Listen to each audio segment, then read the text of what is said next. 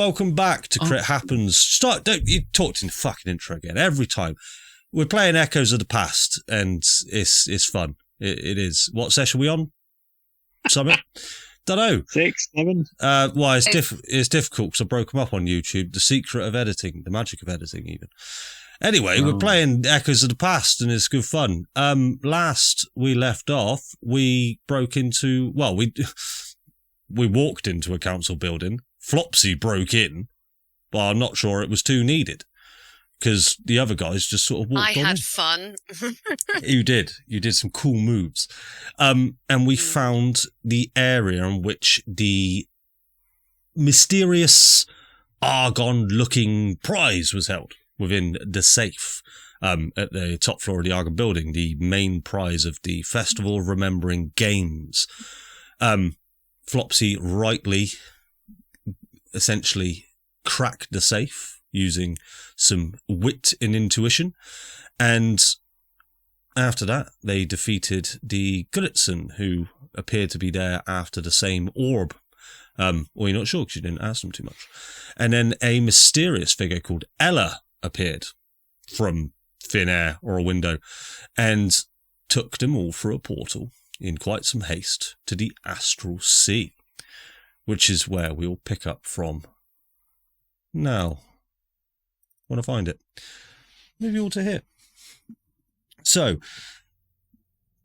you're in a place. It smells completely different to what you're used to. The air feels completely different than what you're used to. There's a slight drizzle of rain, and sort of as you're here now and you've sort of become accustomed to the atmosphere of this place, you almost feel these raindrops land on your hand, but it's not cold. And to be fair, it's not wet. It isn't sort of like the rain that you're used to in Faerun, but it is this sort of soothing mist, as it were. Out into the distance, you have a large landscape view of a crashing and violent sea in front of you, but it doesn't make too much noise that you would expect from a sea this violent. The clouds are bellowing and wisping. The stars in the sky are shooting and glistening. You are within the Astral Plane. Ella is in front of you. And she turns to you all. Are you all okay? Are you all safe?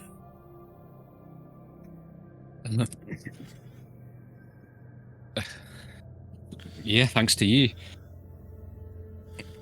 What just happened? Oh, well. I asked the group and Ella.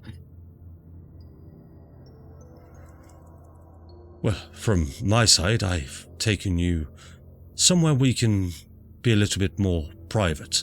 And you'll see behind you the portal in which you entered. She sort of just holds her hand out. It sort of incants this small ritualistic spell within the palm of her hand and just mutters a few words, and the portal itself just wisps away and just almost spirals away back into. Behind you is this large rock cliff face. You feel like you're sort of you're high above the sea floor, essentially, so you can see out quite a far away.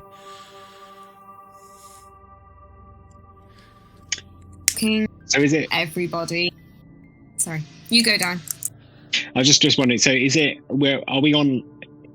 What are we standing on, and kind of how is it? Is there like lots of room, or is it on a perilous cliff edge, or somewhere in between? Yeah. So there's not a lot of room, but you don't feel it's not perilous, right? You've probably got a room-sized area of rock that you're stood on, and you can see this winding path that leads up, but that's kind of the only way where to go, essentially. Just having a look at the group, like, because I can't remember from last session, Flopsy, Hew and Lugas, does anyone look rough? Rough? I mean, probably Flopsy took... Why am I still doing the action? Flopsy took the most damage, I think. Or... I did, but the problem is that since the level up, my HP is reverted. We're all on max so- HP. But I my fault. was only on like I was only on like, I don't know, 8 or 9, I think, at the end of it. And by the way, we leveled up. And I accidentally imported their HP. Whoopsie daisy. You'll be alright. I'm looking very tired. I'm not my normal perky self. I am still struggling to get a breath in, and I look like I could collapse. That's not necessarily because of the HP, but that is how I am currently looking. Yeah, for sure. Julius will just kind of be holding on still to Flopsy's arm, like he's not let her go yet, and have the other hand on his hilt of his sword or something. Look at Ella. What does she look like again? So, I'll tell you what I can do. I can show you. If you'll bear with me. Or perhaps I can't show you in the way I wanted to, so I will do that instead. Ooh, See if I can make it a little bit bigger. You see that? Oh. Has she got a creepy smile? I think that's weird face cracks. Oh.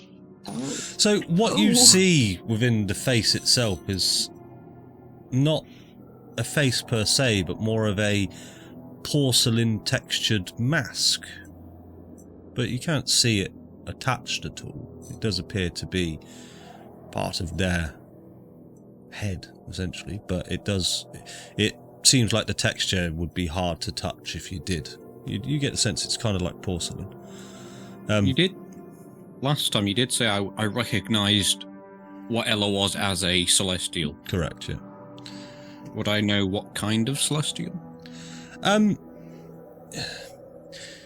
Roll me a history check. Because if I remember rightly, you didn't roll very well before. And the reason I'm making you roll for this is these are not people that, well, let's see what you roll. Mission to guidance myself, sir. You may guidance yourself, for sure. Thank you, sir. Still terrible, sir. Well, yes. That is an 8, sir. Yeah, as you sort of stare at her with these long, flowing white robes, you do remember back that there was a group that you read about and were told about, especially in your world, in your home, of a group of, I'm trying to be vague with an 8, a group of mercenaries who would, they intend to protect things, world-ending things, and yeah, they're told as sort of like a bedtime story, like an uplifting, upbeat story. They're quite similar to adventurers in Faerun, just on the celestial level.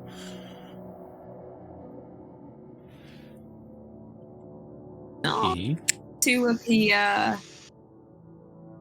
ungrateful or ungracious in any way, but who are you and where the hell are we? This is where I choose to call home at the moment.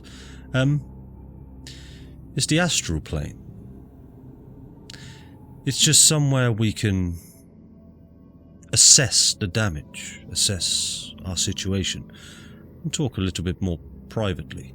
And she sort of just looks up to the stars. Yes. We should get to my home. Follow me. And she starts to glide. It's not so much walking, but more of a glide. So about a couple of inches off the ground as she moves at a walking pace down this long pathway. And she just, with a gentle wisp of her hand, she just goes, "Will you join me?" Absolutely. And I'll wait for her to turn her back. And then I'm going to whisper to Lugas, like, Lugas, what the fuck is this? I can hear you. You can't. I was doing a stage whisper. Oh, fuck.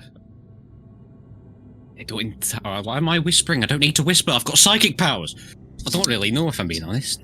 I mean, like, I'm happy we're not dead.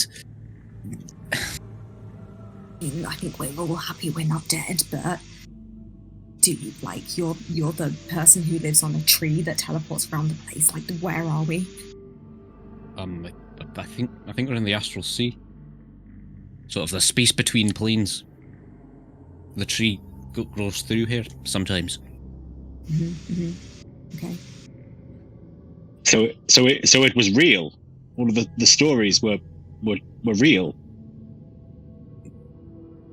Aye. What stories are you talking about? Everything you said about the tree and Tyr and gods and Yes, it's all real. Yep. I'm a very honest man. Squirrel. Rude, but factual.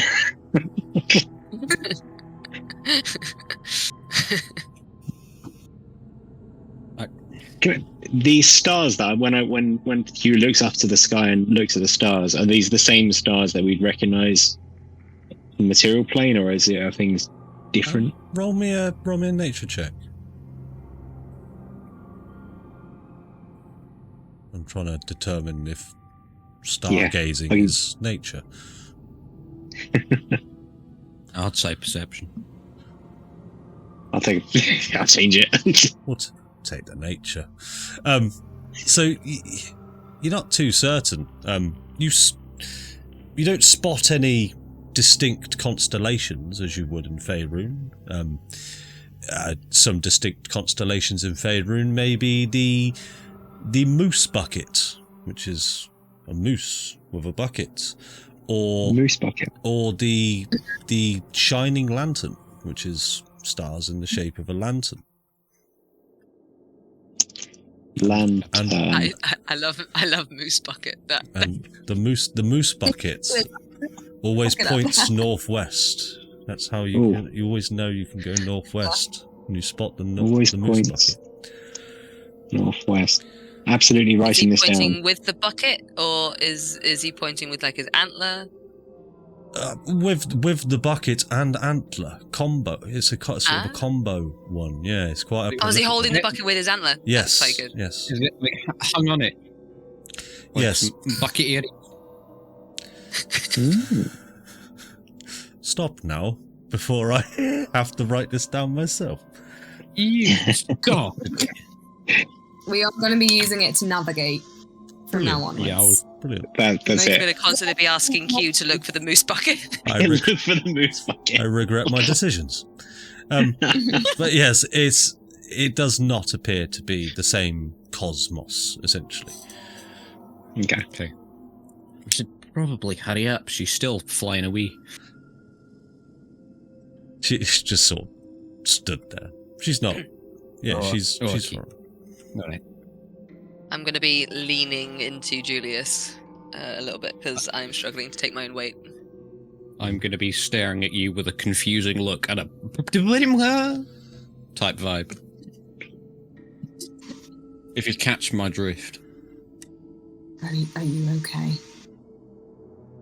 I'm just very tired and I could do with a sit down. That isn't on a cliff face.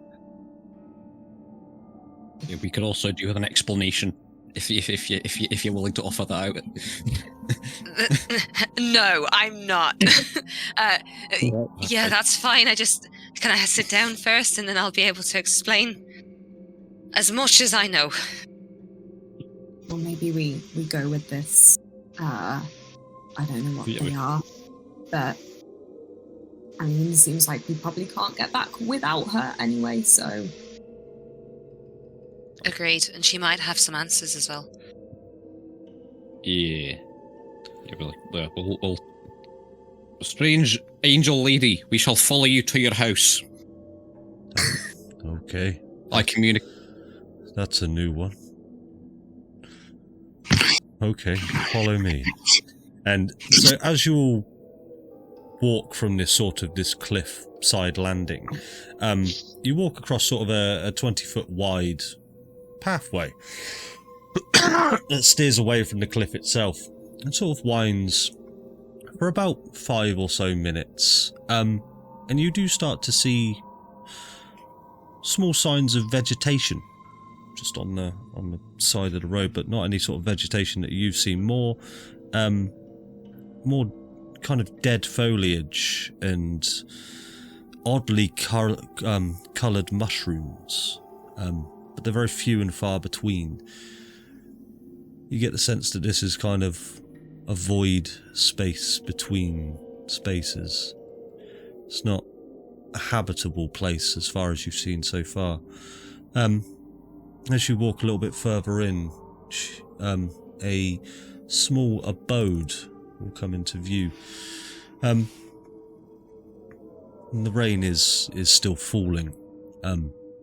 But again, it's not, the stone beneath your feet is not slippery. It's not damp.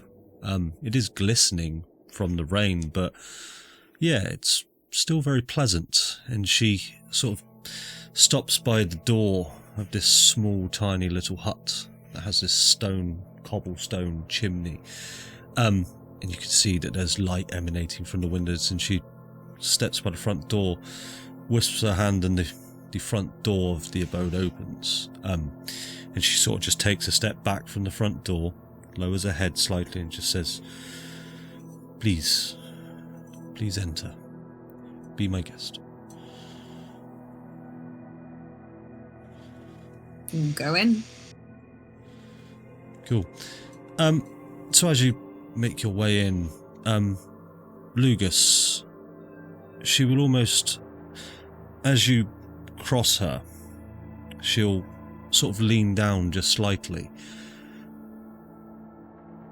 and she will talk telepathically within your mind, much like you can do yourself. What languages do you speak?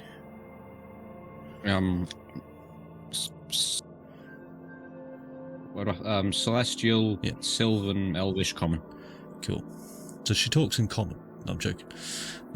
That would be boring. So she just, these whispers of celestial sort of enter your mind telepathically, but not intrusively. It's quite soft, and you find your tongue again within celestial. It's been a little bit of time since you've sort of heard this language. Hello, Lugas. It's Hello? a pleasure to see you again. Again? Have we met? I met you when you were very, very young. I doubt you would remember me.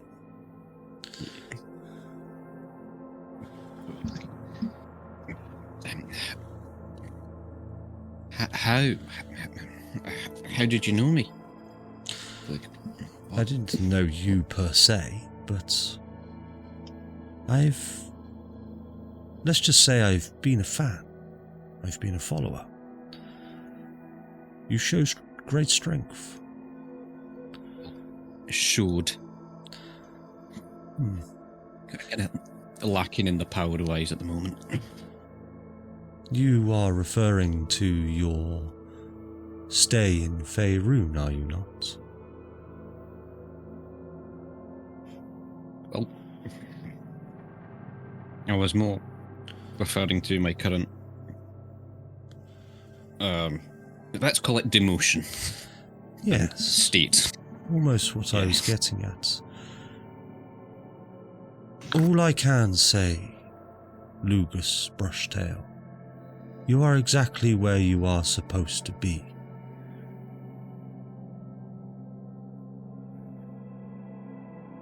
And how would you know that? Is there a prophecy? No, don't get an ego now. I'm not getting it. I'm I'm joking. Tyr has a way. Oh, okay. His actions are more meaningful than they might first appear.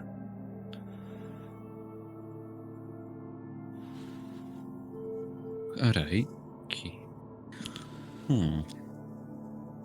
Do not seek malice. Do not underestimate Tyr and his logic.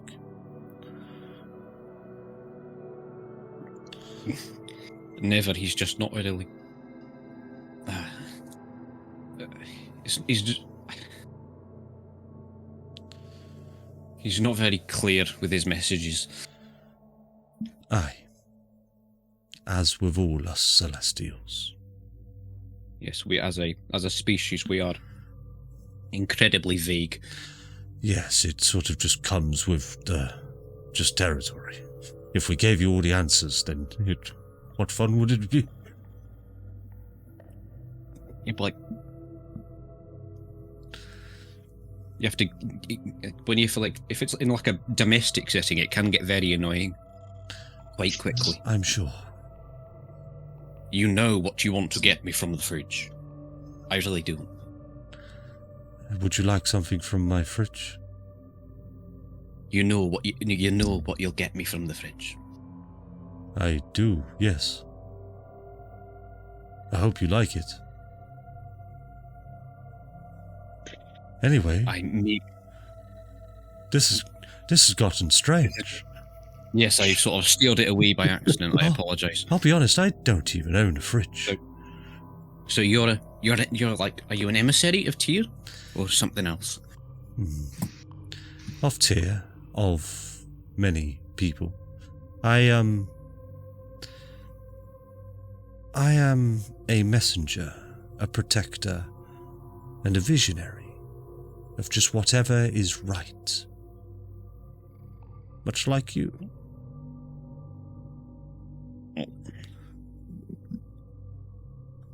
Well, I try.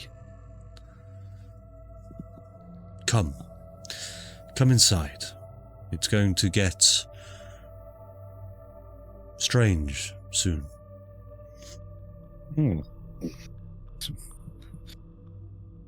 Come on in. And she'll sort of just gently guide you in. And you will all see this small, quaint, quite darn messy abode. There's nowhere to sit down, and the place is just covered in texts, arcane scrolls, spells, and books adorn the walls in no sort of discernible way, not alphabetically, not chronologically. They're just sort of sprawled out as if they were constantly being moved. And she pulls up some stools from the side. Sorry, please take a seat. I don't normally have guests, so do excuse me. Times at the moment are stressful, to say the least. And she just sort of drags some stools around and just places them in this small little hovel. I'm going to go fix us up some tea. Please make yourselves at home. What's mine is yours. And she just sort of floats off into just another small, tiny little side room. You just hear her click the kettle on. I'm going to immediately fall down onto a stool. I'll help you kind of sit down. And then I'll just start like kind of anxiously pacing around the room. And can I, as I'm doing that, can I be like having a clock at all of the books and scrolls and see if there's anything that catches my eye? I don't know what would catch my eye. Well, yeah. So would you be specifically looking for anything, or just anything that looks useful or expensive? Anything? Or okay. Very old. Basically anything that kind of stands out a little bit that I think. Okay. Roll me a investigation check, as you are sort of in close vicinity of all of this. Investigation's so good. Yeah. What is that? 9 total. It's interesting. You sort of mentioned that you're originally looking for old pieces of text, anything that kind of stands out. Everything stands out. Everything looks old. Some books are covered in dust, other books are not completely, but even the text that they're written in on sort of the binding of the book is just completely illegible to you. So yeah, everything stands out as probably being priceless and expensive. But you don't spot anything in particular. Would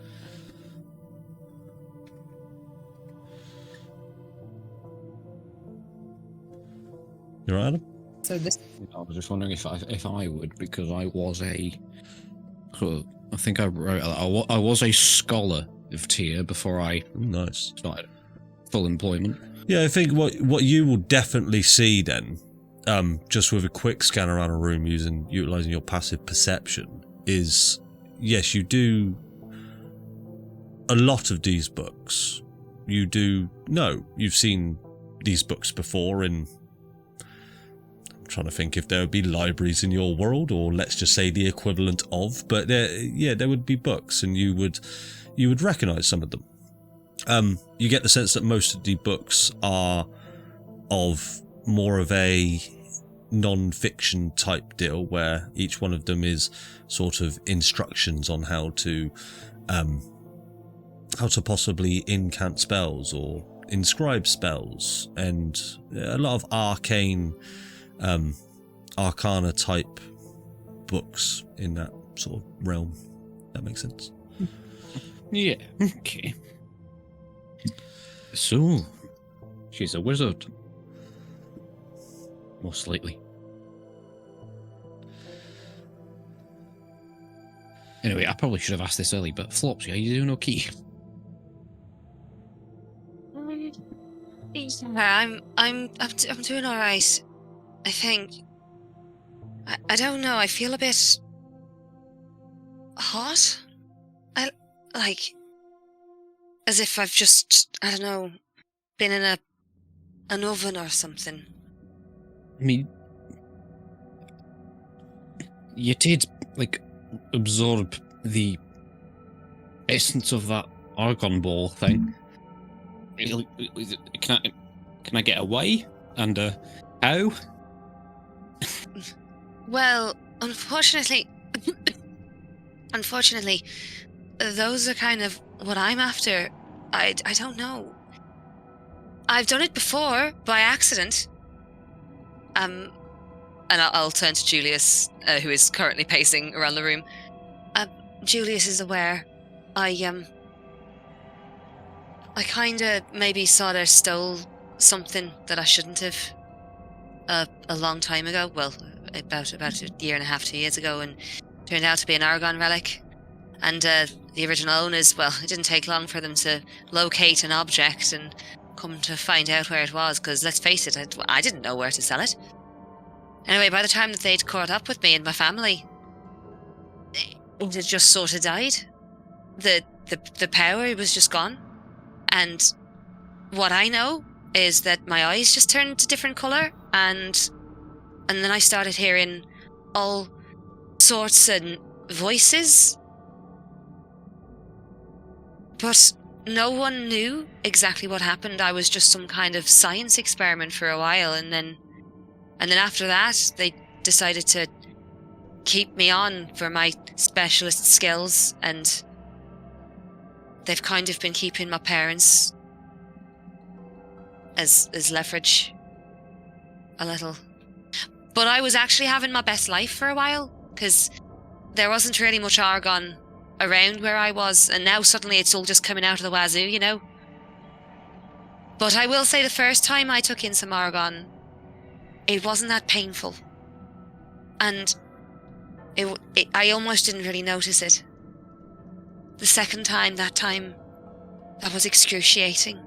And the voice in my head, it terrified me. It was telling me that I deserved it, that it belonged to me.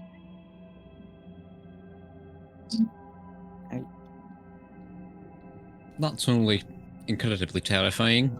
Oh god.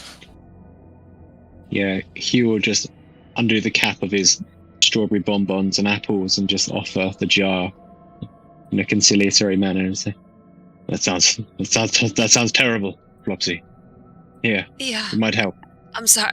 I don't think I can stomach anything right now. It's still just the my Okay. insides are broiling a little bit from the Argon, but I do appreciate the offer. Thank you very much.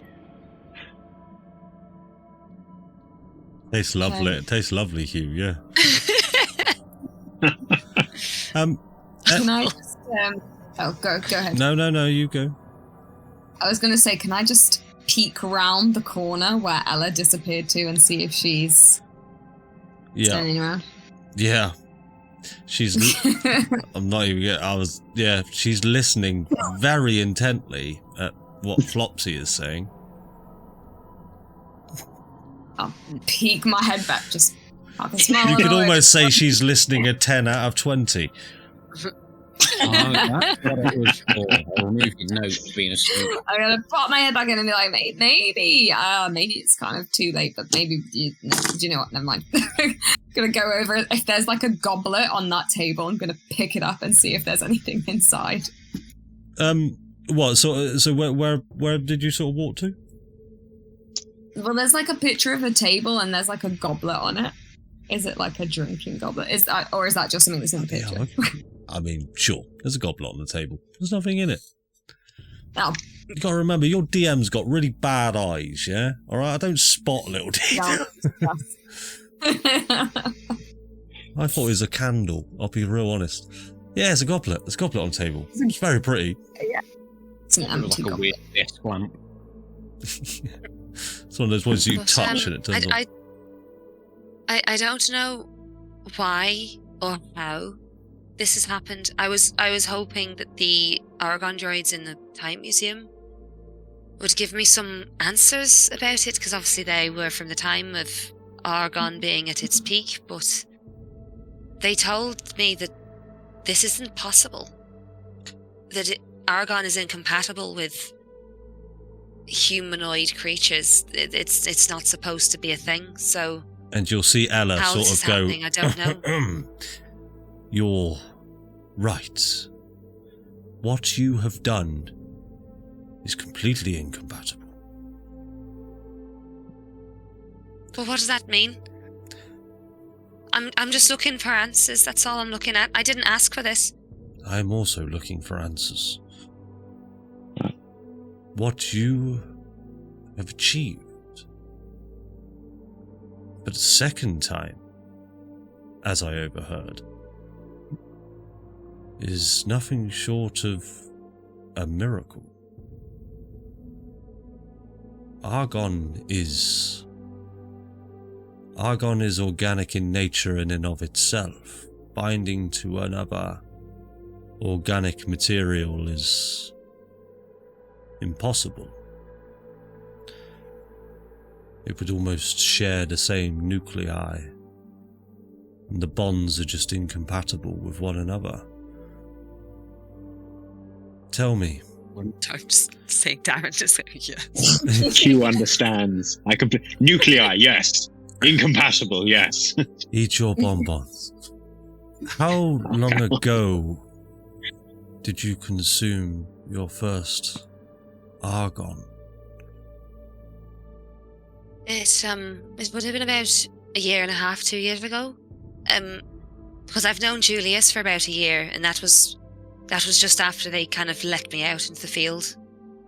And I was with them for a good few months before, but I lost a bit of track of time, because I didn't really see the sky all that much during my time with them. How could you have been sure that it was Argon?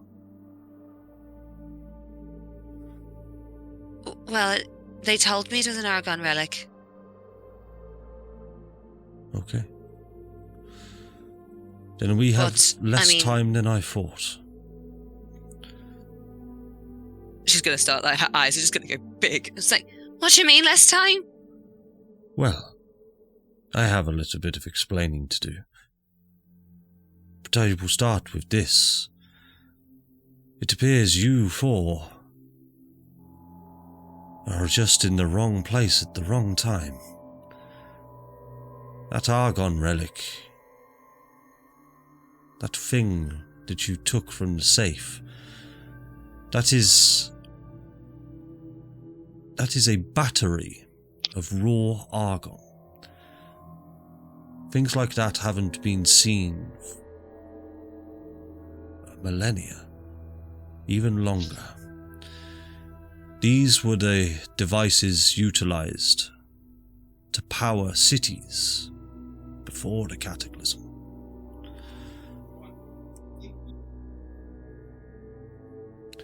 Wait, I've digested the entirety of the power cell of a city.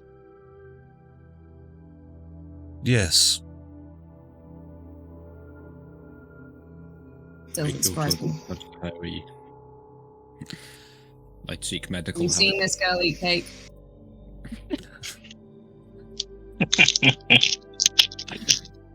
They were I'm not being good in your system. They were used as not just a method of power, but as a method of communication between other planes and between realms. Flopsy, you must not tell anyone this information that you have shared here today.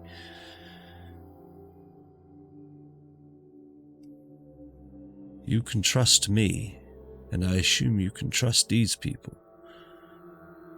But if the information gets out that you are a holder of Argon, you won't live to see the next day. Great. That sounds brilliant. Yes. Let me demonstrate something to you. She'll sort of move over to her desk. This isn't a demonstration in order to scare you, but I do feel you all need to understand the gravity of our situation. And she picks up this small, almost golden twig, but it's, as you look a little bit closer, it's almost like ore has been mined from a rock, and it's almost catalyzed within that rock, and it's almost like this small, tiny tree, this golden tree.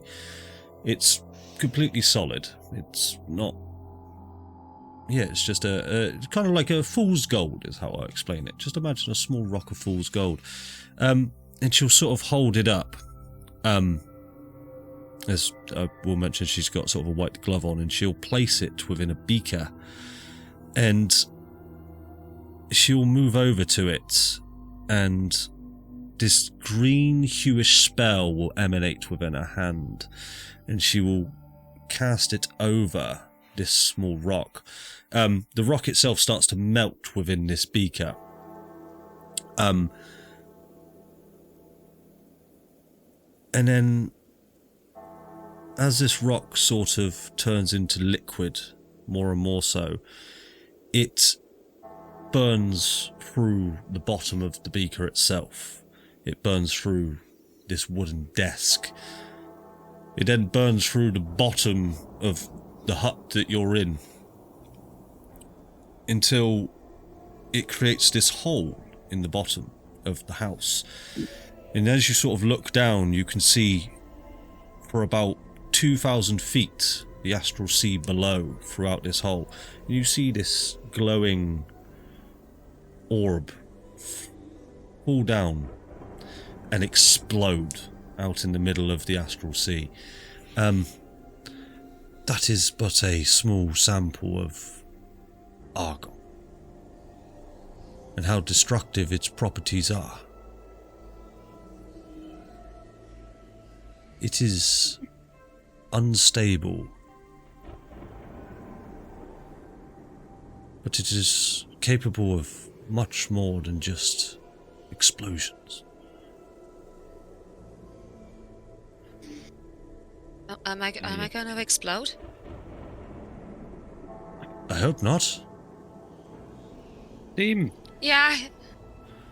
I quite like you as a person. I'd be proper mad. Or I mean sad, sorry. Not mad. If you blew up. I don't think I'd like to. I think I'd rather face the 100-foot squid monster, to be quite honest with you. Debatable. Would you like it out of you, Flopsy?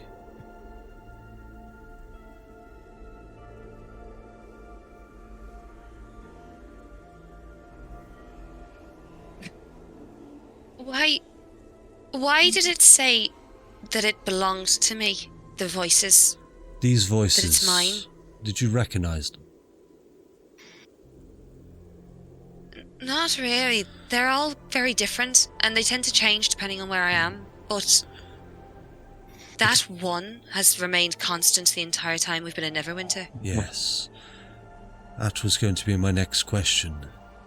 Is there one that seems more prevalent than the others? More consistent? Recently, that one. It keeps saying, there it is, it's always been here, sees it. That's kind of the running theme. Yeah, I know that guy. He talked to me once. Right. I think I may know who you are talking to, or at least hearing. How much do you all exactly know what happened 2,000 years ago, during the Cataclysm and the God War? I know that a man called Gattis Cross came and tried to open up a portal between the outer planes and just let in a bunch of shit. Demons, dragons, gods, beholders, you name it, they were there. And I know that 4 adventurers went in, tried to get their vengeance or save Baldur's Gate. I don't know, the story changes depending on who you're talking to. And ultimately, Baldur's Gate did blow up when the Gods' War happened, but it could have been worse, again, depending on which legend you listen to. Yes. Gattis Cross is a strange individual. And she'll sort of just take a stool and sort of join you all. I'm so sorry, did you say is an interesting person? He's been dead for 2,000 years. Yes. His mortal self. Oh, no, fucking... Let me Ugh. recount a few things for you. When the Argon core detonated deep below Baldur's Gate 2,000 years ago, it devastated your world. The destruction expanded for thousands of miles from the city outward. Nearly 1/3 of Faerun was destroyed. However, the explosion itself was just the start of it, a byproduct of a grander design. Gattis Cross, the individual that we are talking about, had eyes on destroying much more than just Faerun itself. For hundreds of years, the Faerunian government catalyzed and infused our cities with this, as she picks up another sort of this fool's gold-like rock, Argon. Its power is infinite. One small battery, and she almost gestures towards you, Flopsy, containing Argon could power a city for eternity. However, Gattis discovered something that nobody else had. Nobody ever asked where Argon came from. It was just assumed it was a stroke of good luck The dwarves found it just by happenstance as they delved deeper into their mines. They stripped its veins until the rocks ran dry. It seemed impossible that such power could be found beneath our earth and stone lying dormant for millennia. Gattus was convinced Argon was placed there to tempt us, a way for us to destroy ourselves. Gattus knew it was only a matter of time before the power would consume his world and yours. He and others, the ones that followed him, became obsessed with divine interventions. They combined Faerun's arcane ley lines, the divine magic bestowed to people by the gods, and Argon. They discovered that they could see into the divine realms, essentially allowing them to scry on the gods themselves. During this time, religion was fading, even more so than it is today. Nobody prayed to their deities like before. Clerics and paladins became rarer, as it was seen by the masses that Argon was the religion to follow, not some belligerent text that people would have you read of the prime deities. A god's power comes directly from their followers and their religion, and Gattus saw that their powers were waning, their divine realms crumbling around them. He described the gods at the time as aged, withering hags on life support. He seized this opportunity and overcharged the core located within Baldur's Gate. The Argon surge would be powerful enough to break the barrier between the material plane and the divine realms. For the first time ever, the gods and mortals stood on an even footing.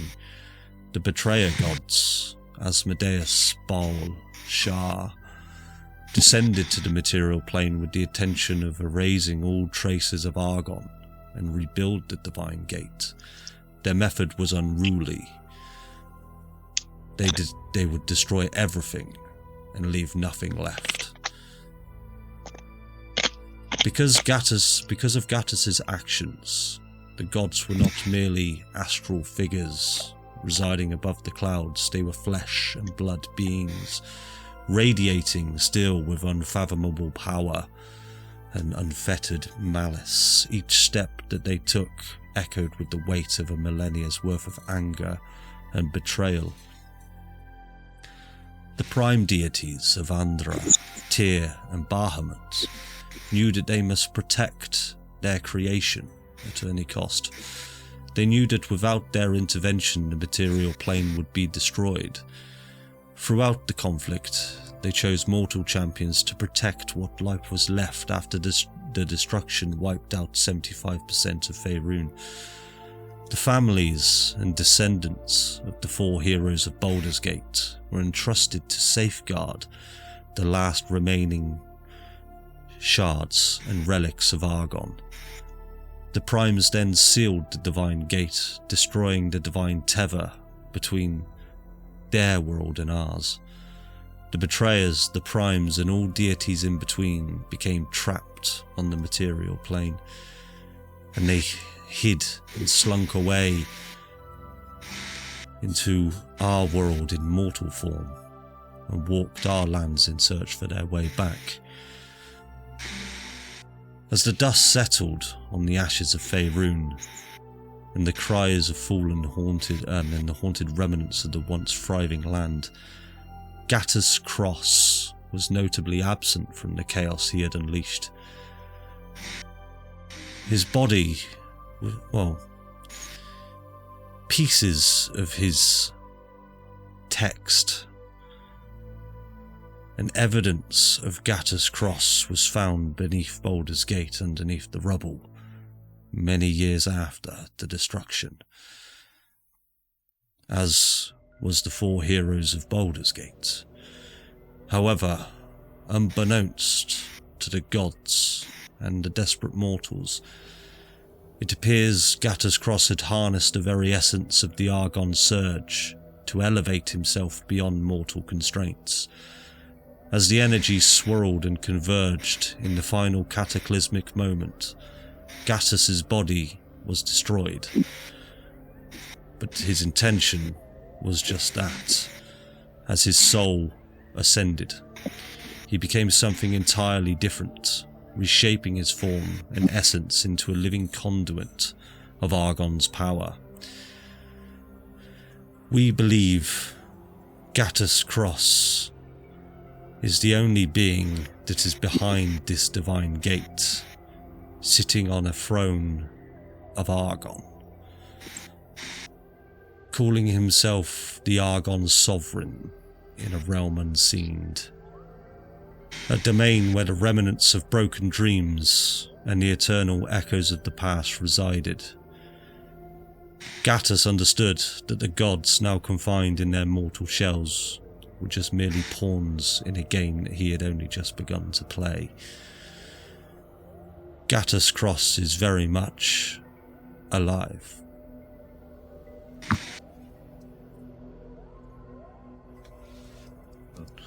And do you think that he's the one talking to us? To me? I believe it may be so.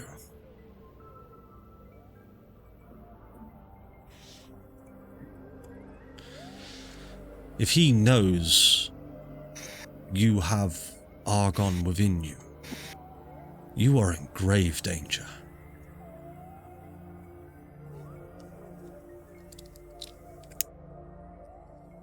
Who is we? Sorry? Who is we? You said we think. We. And she will take her hood and pull it back. And you'll see this porcelain mask is but just the front half of her face, and the rear of what you would expect to have been a head with hair is this wisp of energy. It's more just a mask with a wisp of energy behind it. You can still see that there is a neck. You don't see sort of any sort of spinal cord or anything like that, but it is a blue wisp, but it is crackling and shimmering. We are what commoners may call Planeriders. We protect the planes, we serve them, and we protect them at all costs. I am the only one left of my race.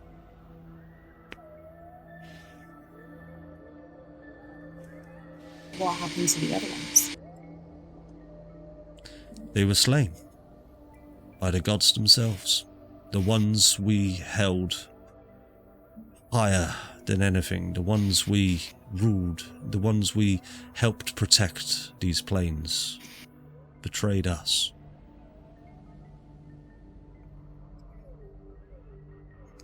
Why? Your guess is as good as mine, Lugas Brushtail.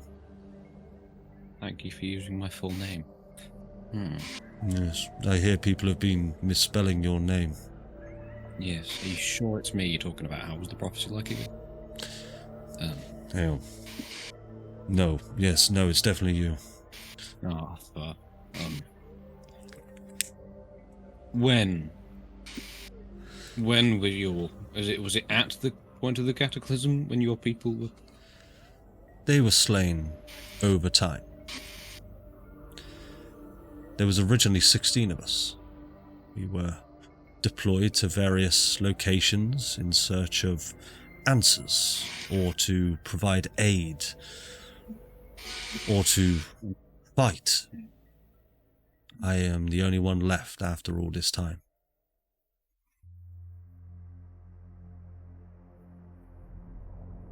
Hoping you had some sorry. godly allies. I'm hoping you had some godly allies. What you're saying seems remarkably out of character for the ones I'm familiar with. You are referring to Tyr. Yeah, that would be correct. Tyr is still an ally.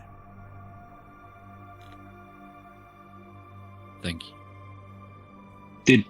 Did other gods make it back into this realm? Into this realm. This is just the astral plane. You could consider this a realm between realms.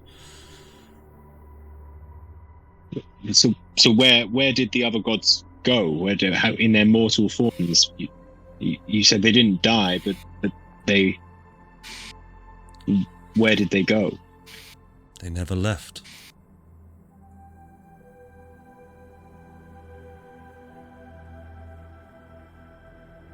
So wait, but there are gods just walking around like normal people, just. I have a feeling you've encountered one already. Who? Where? When? I cannot say for certain. However, when an individual comes in contact with a celestial, more celestial than I, a more high-ranking celestial of a prime, they almost hold an aura about them. You four have been in contact with a prime deity recently. Would I Was it Lucy? recognize that? No, I would have told you if you did. Okay. So, I see what you're saying. I've got you, because you've obviously been in contact with a prime before. You never felt this same feeling. okay, but it's someone we've all met recently. This is what I can observe. It's worth mentioning that only a few hours ago, apart from Lugas, I had no idea who the rest of you were. This is still new to me.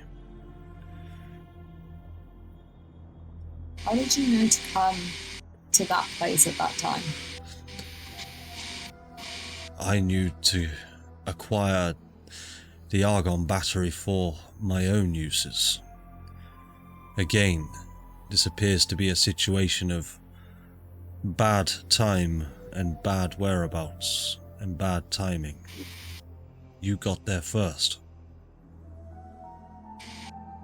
Sorry. A chink in my plan. But rest assured, I am here to protect you all. But I do think I should mention one small, finicky little detail that could potentially be a little bit concerning. And I'll look around to the whole group. You know those invitations that we got? The ones with the numbers and weird symbols? And the mysterious bloodstains, yeah.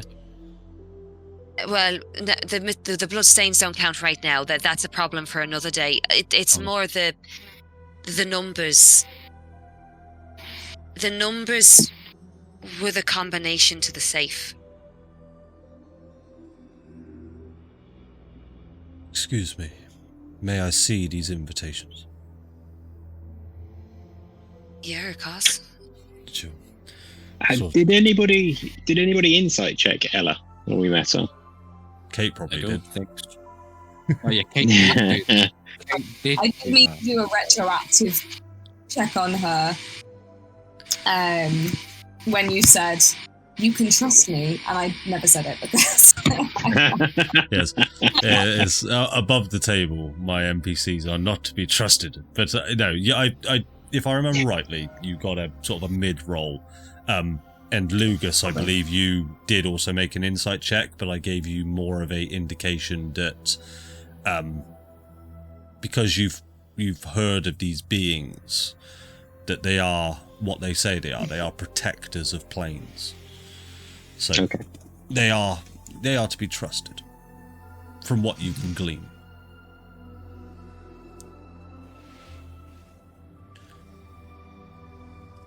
Yeah, I'll hand her my invitation.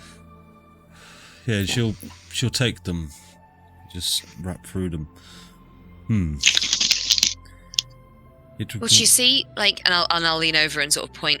Each one has like a different symbol in the top left corner, and each one has a number on it. And I don't know, I kind of cottoned on to the first two numbers, and then I realised that they were the same two numbers that were on two of our invitations. So then it was just 50-50 for the other three, for the other two, and I got it pretty quickly. And I'm just here thinking, well, whoever sent us these and is probably the same person that entered us into that fucking tournament. And oh, sorry, I shouldn't swear. I apologise profusely, but whoever sent us these has put us into the tournament, and obviously meant for us to get into that safe, or at least gave us the option of getting in there. This person has concocted an incredibly detailed and very foresightful plan. Yes. If what you're saying is true, you all appear to be part of a grander scheme that even I know not of. That is troublesome. Hoping you would have some answers. Unfortunately, this is not my doing. And she'll take yours, Lugas, as it does have the stains on it. And you'll see her, she'll draw a couple of circles just on the floor as she attempts to ritually cast a spell. And as she does so, she just goes, "Oh, for God's sake, does anyone have a copper? Anyone?" Sure. I've got loads because of I've got Hew's, but I'll give you one of mine, I promise. Okay. She sort of grabs a copper off of you, and she flicks it into this ritual circle. Just, for God's sake, frustrating. And the copper just sizzles up, and she closes her eyes, these green eyes, for just a moment, and she snaps back. It appears as though these are not been touched by any sort of arcana in any way, shape or form. They appear to have been fabricated by mortal means. Yes, You mean is troublesome. forgeries? Well, they look genuine to me. I can just be sure they haven't been tampered with in an arcane nature.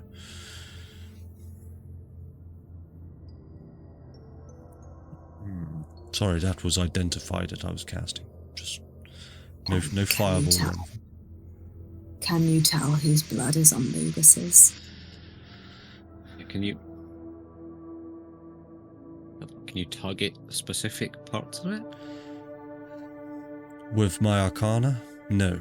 However, give me time, I can run tests and see if it shows up of any kind of individual that we may know. Okay. That would be good. You have? Oh. I'm trying to think of if a specific god had this sort of vague MO that would fit these actions. It's worth noting that the gods that you all once knew are not what they appear. I looked up to the gods once, and look how they treated us.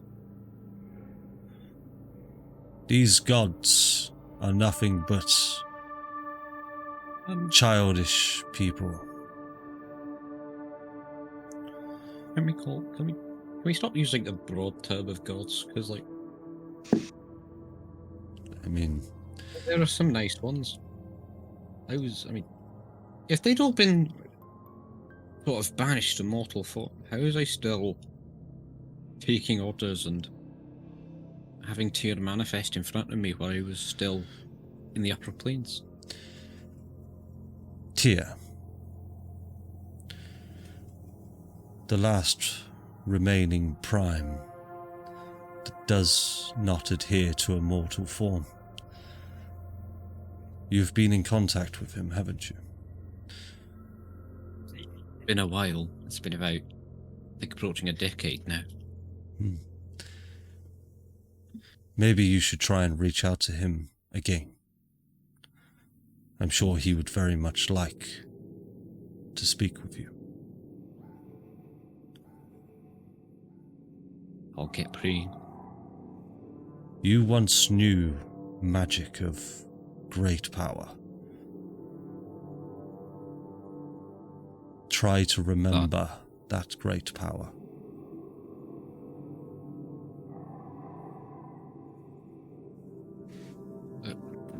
Right now? I mean, in time. Okay. Yes, you will have a way to contact Tyr if you give it time. Just remember back to before you had your powers stripped, Lugas. Okay.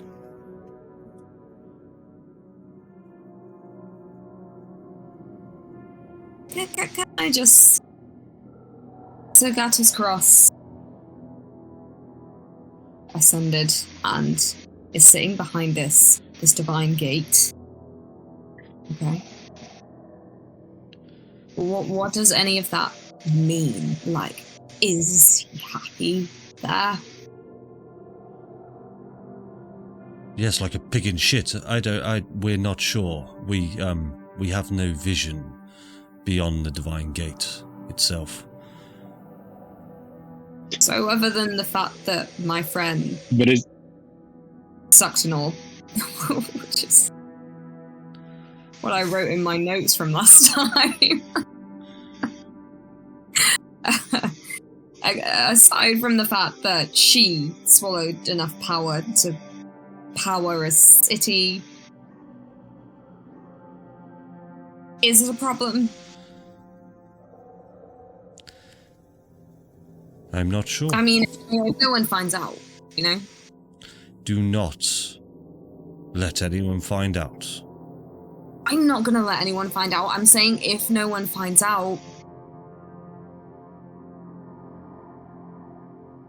is it fine?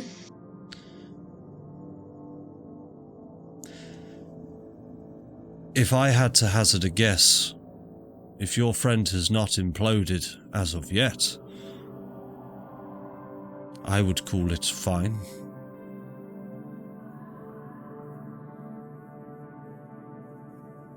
Go back.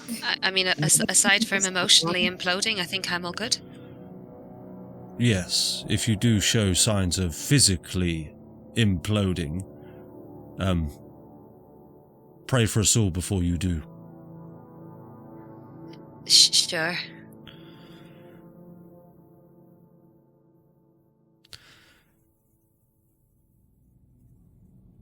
Anyway, that was a lot.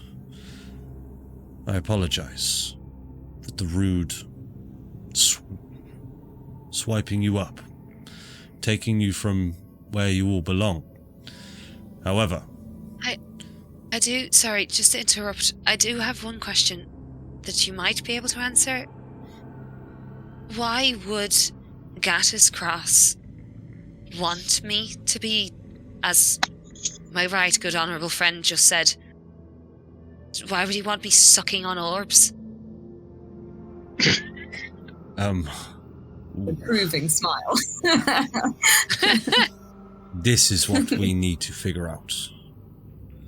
You have inadvertently all given me a lot more information than we were intending to gather, but a lot more worrying information. You all appear to be part of some grander plan under someone's puppeteering. And that we need to figure out why and who. So, in that case, do you think it's worth us just going along with the plan, doing this ridiculous games and just seeing where it leads, or going against it and seeing if we can just, piss them off, make them very angry? Only you can make that decision. However, you will need to get your story straight when you return back to Faerun. Oh, God. Yeah, we do that, don't we? Me and Hew got They're just arrested. gonna have seen a load of dead... Well, you two got arrested. They didn't know we were fucking there. And now there's a load of dead bodies in a part of this... You guys, isn't it? I say we jump out I the have window. a very memorable face, okay? And he is 8 foot tall. I say we jump out the window. Well, I think that's probably a good shout, except for the fact that we are still supposed to be in the building. It's just that they didn't see us in that particular area of the place. But the other thing is, when we go back, is time going to have moved on, or are we going back to the exact same point and location that we left? Time doesn't move here in the astral plane, I'm afraid. So it's going to be the exact same point in time where you snatched us up and put us in a portal. But, can you put us in a different spot? You No.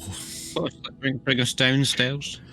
Put her in the bathroom. Well, Did we? No, in fairness, we do kind of need to be in the exact same spot, but at the very least we can perhaps say, oh, hey, so these people just fucking turned up and we dealt with it. They were trying. We've still got the orb, right? But it's just drained of power. Is that right? I was We put the orb back in the safe, and that's what Lugas did. I was supposed to ask this at the beginning of the session because I'm not sure. So you guys decide now what you did with that orb, because I think it was very vague at the end of last session whether you put it back or you kept it, and I wasn't sure. Yeah. That's because Someone was like, leave the room as you found it, or something. Yeah, Flopsy said that to I Lugas. said, Lugas did that. leave but you everything sort as you found it. And then Ella Yeah. was just like, no, leave it as it is. We gotta go. Yeah, I'm So I happy think to. It is The how. fact that Hew broke the window. Yeah. So I was going to say. So we can basically say that they were trying to steal the orb, and then we saved the orb from the thieves, and then one of them smashed the window and jumped out and got away. But there's a dead body that we can say, oh, look, this is the one that we managed to stop. One of them stepped out and jumped away with just his head. Yes. Yes. Yes. Ah, yes. R.I.P. Arrows. No, there was another one. They don't know. Apart from the poor fella who's got a head thrown through his shop window now. We could just say 2 of them. 2 of them jumped out the window, and then... Yeah. Only one head landed. Well, yeah, maybe he cut his head off, and we don't know. We didn't see it. I'll let you see that. I don't I'll think... be quiet. Is it even possible to cut one's own head off? The other one. cut Surely his you'd head. only get He's, like, so holding far his- before... Yeah. No, I- because maybe I they have like seen it. and stuff. I have seen a man chop his own head off. I've seen some Bloody shit. hell. I have seen a man chop his own toe off twice. Yes. If you Team 2. if you will excuse At the me, same time. all 4 of you, if you could just talk amongst yourself, I need to just go to the restroom. I will be just a moment. I'm not going to grab my dinner. I forgot to eat earlier. He's actually quite good at it. I think All he is right. grabbing- So we've got I've got the power of 2 cities in my body and a potentially dangerous and evil bad guy talking to me Wait. on the regular. Your first Argon relic, was that another glowy ball? Yes. Or it was more like a cube, but it was roughly the same, yeah. You also left out the bit where you were like, I absorbed all of its power. You were like, oh, hey, Julius, I picked it up and then I started hearing voices. You weren't like, I fucking swallowed the thing. Well, it's kind of like, so I left it under the bed, under my bed for a while because I didn't know what it was. I stole it and I thought, oh, this looks shiny. I'll try and find a fence for this at some point. And I put it under a floorboard in my bedroom. And then just one day, some guy comes storming into our house with a load of guards, finds the floorboard with the thing on it, and then picks up the glowy cube, except it's not glowing anymore. It's just dead. It's grey. It's bland and boring.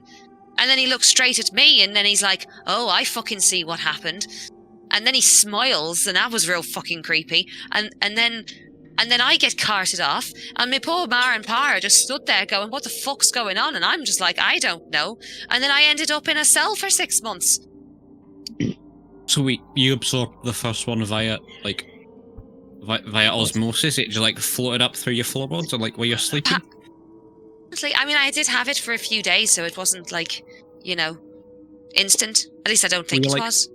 A bit warm for those 3 days, instead of, burning alive?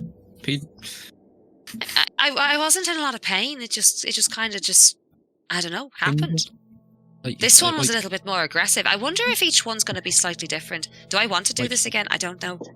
I don't think you would. I don't think you should eat more of those balls. Being honest, that's a good phrasing, Adam. 2 balls is enough. I am terribly sorry, but this Celestial has a weak bladder. I tried to make it another 10 minutes into the break, but I was about to piss myself. Honestly, I thought you'd gone for your dinner. No, I've very nearly wet myself. Not to worry. My immersion. I apologize. I am a Celestial. I've been alive for a long time. I've been holding it in for the past 100 years. Yes. What? I will say, though, some of these voices that I'm hearing, they're much clearer now. They're very much clearer now. And this one in particular is talking a lot about religion. I don't get a lot of it, but it's telling me quite a lot, to be fair. Listen to those voices, but not too closely. Those voices could help you. Those voices can harm you. Oh. Great. Learn With to great control power it. comes great responsibility. Yes. Okay. What a good line.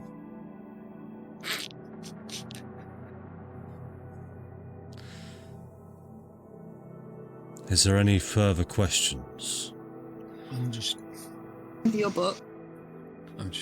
Sorry, Julius, what was that? Sorry, I was just thinking out loud. Oh, okay. I said, can I have one of your books? You want one of my books? Which one do you desire?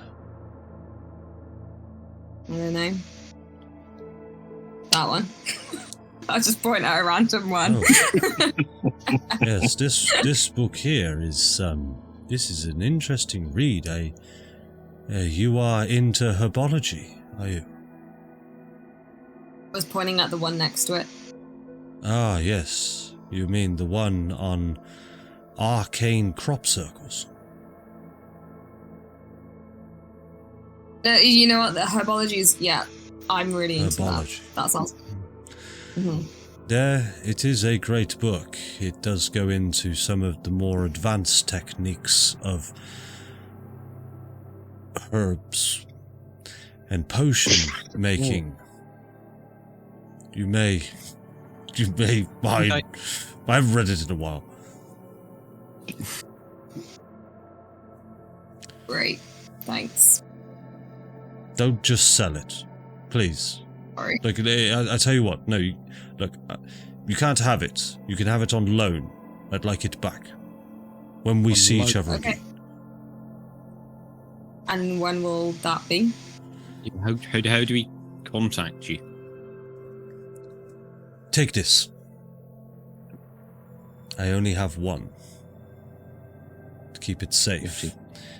What is this? It is, you're all familiar with sending stones, very common item within Faerun. It is a sending stone, but more ornate, more older. And you would get the sense, Lugas, that this has been infused somehow with celestial magics in order for sending to be able to cross planes of existence. It's got big aerial. I can see Adam holding it like this, but in my head, Lugas is holding it like this. Yeah, Sorry. I'll take it. takes up the entire space of his backpack. Yeah. maybe I get pass it here, Lugas. And she'll take it and she'll cast another sort of spell on it again. And it's still the same size, but as she passes it to you, it shrinks and just fits in your hand. Well, that's fancy. Yes. Is that like some sort of permanent version of reduce? Oh, actually, Or is it sorry, alright? I just thought Oh. we've got a cloak. Oh, the my cloak do? jacket! Fuck off! I'm using it. I can cast Identify as Ritual. Don't talk to me for 10 minutes. Ah, you are cast. Okay, would you like to cast Identify for 10 minutes, Adam? Yeah. Okay. What are the others of you? Anyone else has anything they would like to do while there is a... Would you like to describe how you are ritualistically casting Identify for 10 minutes, Adam? With fucking glee, I can guarantee it. Yeah. I've basically just like filled any free floor space with it stretched out, and I'm just pretty much doing laps. Fair enough. We'll get to that in just a second. Anything else anyone would like to do or ask? Yeah, I would love to make really awkward small talk with Ella. Oh no, sorry, you go first. Well, I was going to say, Julius, can I borrow your herbology that book? Can I just borrow that? And Oh yeah. yeah, thanks. And I'll just go to the corner, and for 10 minutes I'll just be flicking through the index looking for like bonbons or anything to do with potion making involving bonbon. For herbology. This is a bonbon tree. It grows bonbon fruit. Amazing. So you don't notice anything in there quite specifically that has the ingredients of bonbons. However, a few of the we'll just call it a recipe book. A few of the recipes you do notice, like you sort of look at the inscriptions of them and you just think, you could utilize that for healing purposes. You could utilize that for a more of an alchemical nature. You could use this to inflict damage on someone. But this book is actually quite advanced. And normally, any sort of Faerunian will just make a potion. This book goes into details on how to combine potions in order to concoct your own concoction. Ooh, nice. Yeah, so you will need to study it and understand it, but you will gradually get better at... Amazing. Yeah. Yeah, I'm going to start reading. 10 minutes. Best. I can at least get, a couple of sentences done in 10 minutes. Sure. And she will... I'm going to just... sorry. I was just say she will just sort of wave her hand over the book and just... it translates to common for you. Okay. The index in common, the rest of it fully celestial. Well, I can just about get by in Celestial. I do, technically speaking. Just... Oh, do you? Oh, yeah, no, of course you do. Yeah. Oh, no, you're fine. Not You're fine. very efficiently. No, I need it in common, please. Oh, okay. I can't read that. I'm just gonna I'm gonna become very silent. I'm going to ponder on what I have just been told, and I am going to lean back onto the nearest bookshelf and just sort of, you could see me kind of going every 5 minutes, every couple of minutes, because I am exhausted.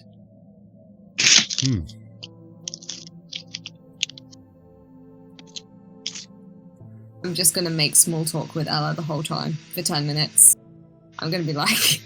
Hello, Julius. Just like... So does it always rain? All the time? We do not call it rain. More of... We just refer to it as the atmosphere. Have many neighbours? No. I am on my own.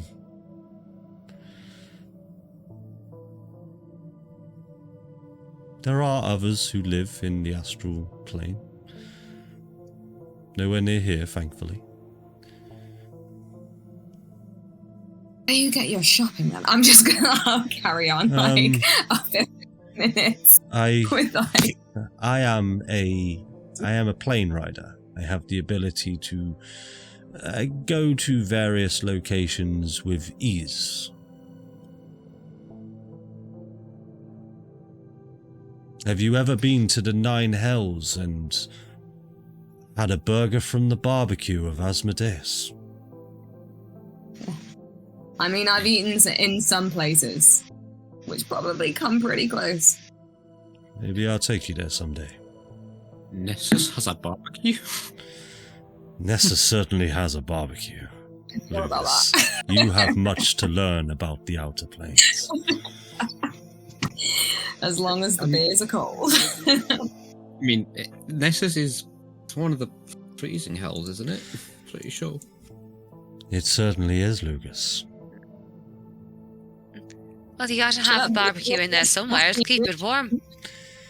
It's strange when people imagine the hells, and each layer of hell, they just expect fire, and doom, and ash. No. There are barbecues. It's a good 3 or 4 that are fire, doom, and ash, though. I mean, there is some horrible shit, yes, for sure. I've heard. Yes, but they do know how to chill out down there, on occasion. Yeah. Nice cold beer and a human ribcage. I mean, if you just like to visit Avernus, we can make that happen quite easily. I don't want to go to any of those places. Can we perhaps just, not go to somewhere that's torturous and tormented? If I would be going to one of the hells, it's not going to be Avernus. I don't want to be dropped in the middle of the blood war. Is Avernus too touristy? No, Avernus is pretty messed up right now, I'm not going to lie. Yeah. Avernus There's like there's a war going on. Yeah, so Avernus is in... We'll probably avoid that at the moment. There's sort of like almost no planes and portals are allowed to be open to Avernus at this current moment in time. Yep. Crazy, man.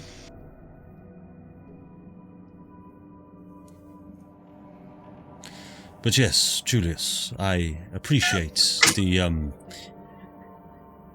intriguing nature of your curiosity.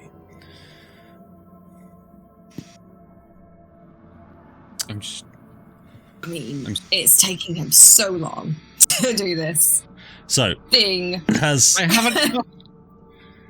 It's been a while since I've cast Identify. Leave me alone. So, Lugas... Can't you just wave your fingers and then it happens? Not me.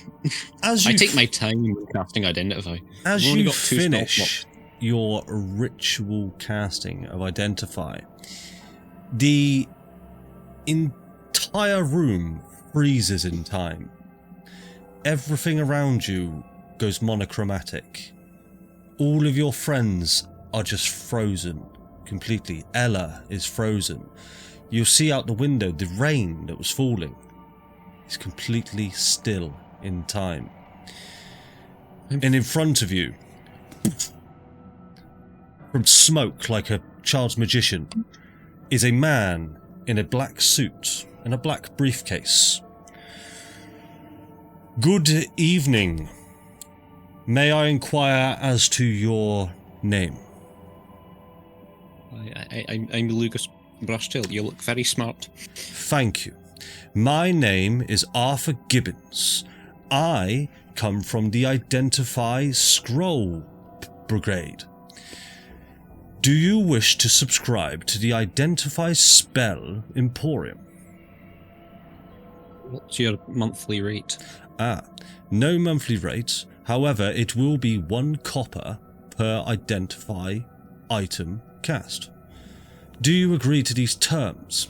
And he'll hand over a contract to you. Well,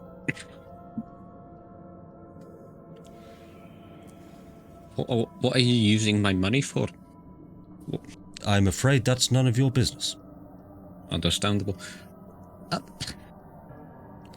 Would I have met one of these before back when I was strong? Because I could have cast Identify then. Would I be familiar with this company? When would you have casted Identify? You probably would have been. Yeah. So this is. Yeah, I should have an account. It probably is on freeze. If you could restart that. Bear with me, sir. Let me just take a look. Oh yes, Brushtail. Yeah, it's Lugas with 2 U's. Yes, we do apologise. Obviously, Identify was a spell that came from the divine beings long ago. However, because they are no longer around, we made it a public service. Some of our records are outdated. So, yes, I can restart your account. I do see that you have 1 copper in arrears right now. So, no payment today is needed. Oh, thank you. Oh, I'm frozen again. What's over there, Adam? Well, sometimes time just freezes. Yeah. So, I'm surprised you managed to freeze time in a place where there isn't time. It's very, very amazing of you. Identify, we can do all sorts of crazy stuff. However, I will not keep you any longer. Just bear with me for a couple of seconds while we put you in contact with one of our wizard associates.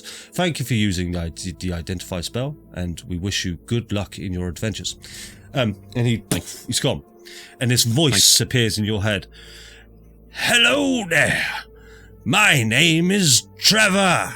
I am a wizard, here to identify any item which you require. Hello, Trevor. I mean, I'd love to know what's... I'm Lugas, by the way. I'd love to know what's up with this fancy robe I found. Ah, I see you've got there a cloak of protection. Once you attune to that cloak of protection, you will receive +1 to AC and saving throws. You don't see. Yes. Now, thank you very much for using the Identify service. If you wish to leave me a review, my name is Trevor.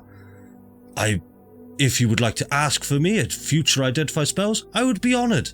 But I will not have disrespect if you choose another wizard associate in the future. Is there anything else I can help you with? Not at the moment, Trevor. You've done a great job. I'll 5 stars. Thank you. And I'm satisfied with my work. As he sort of just goes, the ritual circle beneath you clears up, and time is now free. And time just continues on.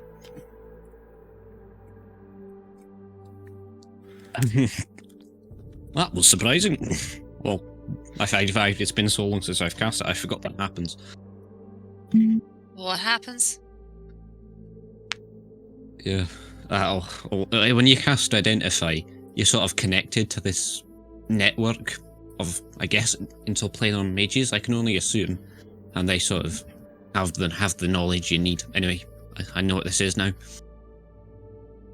Oh, yeah? Yeah. And it's very cheap as well. It's only 1 copper per Identify.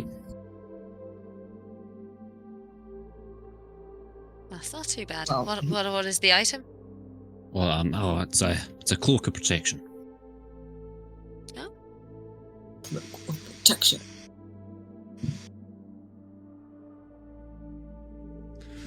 So, Just look up Flopsy's face and like, Have a little smile. I just be like, shit. Like she wants it real bad. Shit. Ah, I see you have a cloak of protection. A nice item, for sure. It'll do you well. There is a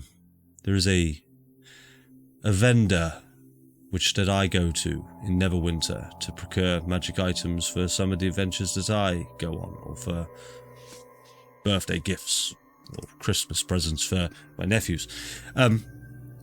If you, I'm going to need more information on these nephews. I thought all the Planestriders were dead. Are they adopted? Adopted nephews? shh. I didn't hear anything. Yes. It's just ignore me. I'm babbling. There's an amazing shop in Neverwinter. Seek it out. It's just the Magic Emporium. All manner of magic items can be bought there. Tell them Elaine sent you. I don't use my real name for obvious reasons. It's very similar. I mean, yes. They will never suspect. I mean, they won't suspect. It's two separate names just because they both start with an E and an L. Like, it's not really a correlation. No, you're right. You should always do a lie with a little bit of truth in it. Yeah. The closer to the truth a lie can be, the more successful it will probably be. Bloody hell. You're full of quotes. I like you. That wasn't a quote. That was just me. But Oh. I appreciate that you thought it was. Yeah, So okay. thank you very much. There we are. Not that you Pure said a lot. Flopsy. No, I never lie. Mhm. Nope. So, Oh. if there's nothing else, I would like to understand more about you all and these invitations. I will do my research. Get in contact if you wish, but I will find you when the time is right. Good luck for what you will return to. It's going to be an absolute shit show, I think, but we'll give it a go. If I could take you anywhere else from the Astral Plane, I would. However, from here, it is only a return journey that is available, I'm afraid.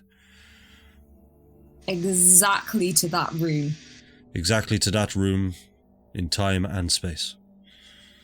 So every time you want to go to Faerun, you always end up specifically in that room. No, it depends where I came and come from. Logic. Let me try and think about this a second. No, I can only do a portal once per day. Fuck off! Because reasons. Because reasons. I'm magic, alright? Yeah, I'm sure it'll be fine anyway. I'm sure you'll do just fine. Get out, my I'm house. sure that's enough. Get out. When you have to portal us. Alright, yeah, we gotta go back to where we came. Oh, fuck it, I'll do it here. Just cast this portal out in front of me. And as you all... Julius pissing off the Planerider. It's all good. No, not piss me off. I do not get pissed off. And you will all be It's like, teleported back as you arrive within the council building, and that's where we will go and take a quick break. All right. I always forget that there's a snooker table in there. There is a snooker table. We'll be back in just a sec.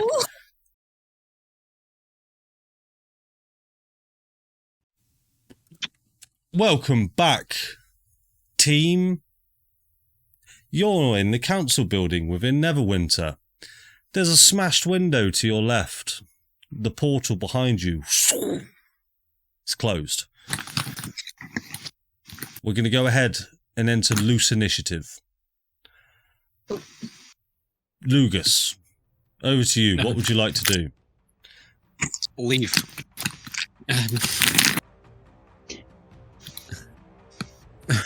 Oh, I mean, yeah, I guess I'll get in the room with all the bodies and not be in the room with the safe. Yeah, go ahead and move. I'm innocent. Cool. Anything else, bud? I'm gonna look as innocent as possible over the sound of the crisps. Kate couldn't have picked a more annoying snack. Very good. Darren, over to you. What do you want to do? Yeah, I will also move into the other room. Worth Yeah, but I'll mentioning, stand by the... you guys did make the decision that you currently got the orb, yeah? I assume Flopsy. No, Oh, we put it back in the safe okay. and make it like close the door, make everything look as Okay. it was. as neat as possible. Okay. So I'm going to just stand by the door with my axe in hand. I'm Okay. gonna ruffle my hair so I look distressed. Flopsy, over to you. So I'm going to undo a lot of the neatiness that Lugas did, and I'm going to make... I'm going to run towards the safe. And I'm going to grab the now empty orb. Yeah, so it is... Tossing... It's worth explaining now that this is it's almost just like a glass translucent snow globe now. Okay. Yeah, so I'm going to do that, and then I'm going to like be throwing things like left, right, and centre as it's kind of going, so I'm just going to make it look a bit dishevelled. And then I'm going to come back to... So I've moved 5, 10, 15, 20, 25. Where is the nearest corpse? Over here was the drow that went, wasn't it? I'm afraid they've gone now, but yeah, I think it was by the door.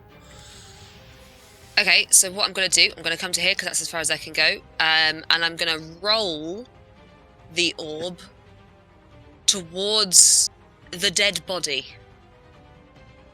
Okay, yeah, easily enough done. So you roll the orb and it sort of just lands in the armpit of this of the torso just sort of lying on the floor. It is worth mentioning, guys, you've entered this room, it's covered in blood. Like fucking littered in blood in this room. I mean, would I be? I was quite far away from people. Well, yeah, the room itself is covered in blood, not your person. Make sense?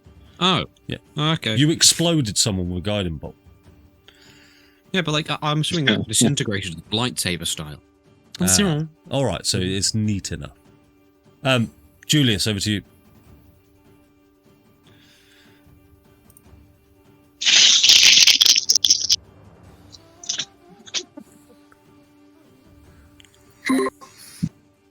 Okay. I'm gonna run over to the door.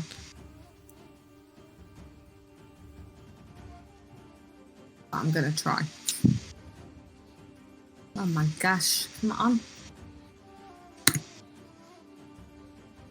Gonna dash. And just wait there. Just wait by the door, yeah? As though I haven't moved, because I was, yeah. Okay. As you move there, Julius, you do hear now the sounds of storming footsteps coming closer and closer, and they get just within the door, and you see the handle start to go, and this door will open, and both doors will actually open. Two guards stand there. Yeah, I'm like, gee, like, oh, thank God, what took you so long? Halt! Stop! Exactly where you all are. Hands behind your backs. Yeah. Get on the floor. Do you all comply? Yes. Yeah. Cool. Yeah. I'll take silence as a yes from everybody. They will now enter the room with their turn. Julius, you will be dragged, or not dragged, persuaded over here. Discard will come in here. Lugas, you will be sort of persuaded here. They want to get you all. Hew is currently upside down. Yeah, I'm staring at. I was looking out the window and kind of shaking my fist at the broken window. Right. What is that man doing? Yeah. Okay, well, we'll get to that in just a second then.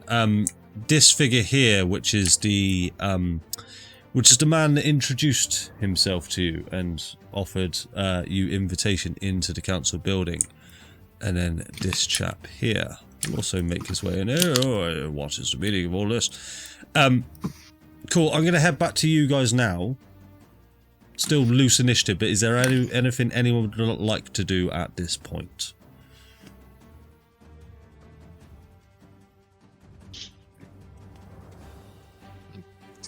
It's not what it looks like.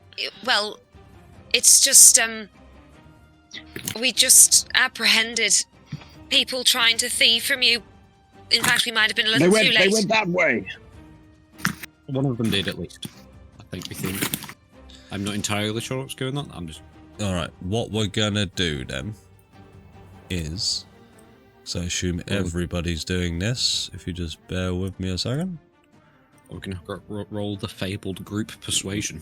Group deception. Ah. I mean, I thought we were doing a half. True. I thought we were doing a half. I mean, Ooh. Technically, part of him went that way, so...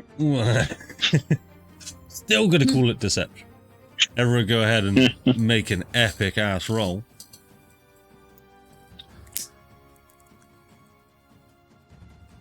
Oh, damn. Ooh. Ooh, that is a... Julius just looking shifty. That is a group success. Oh, poor Julius, he's the only one with...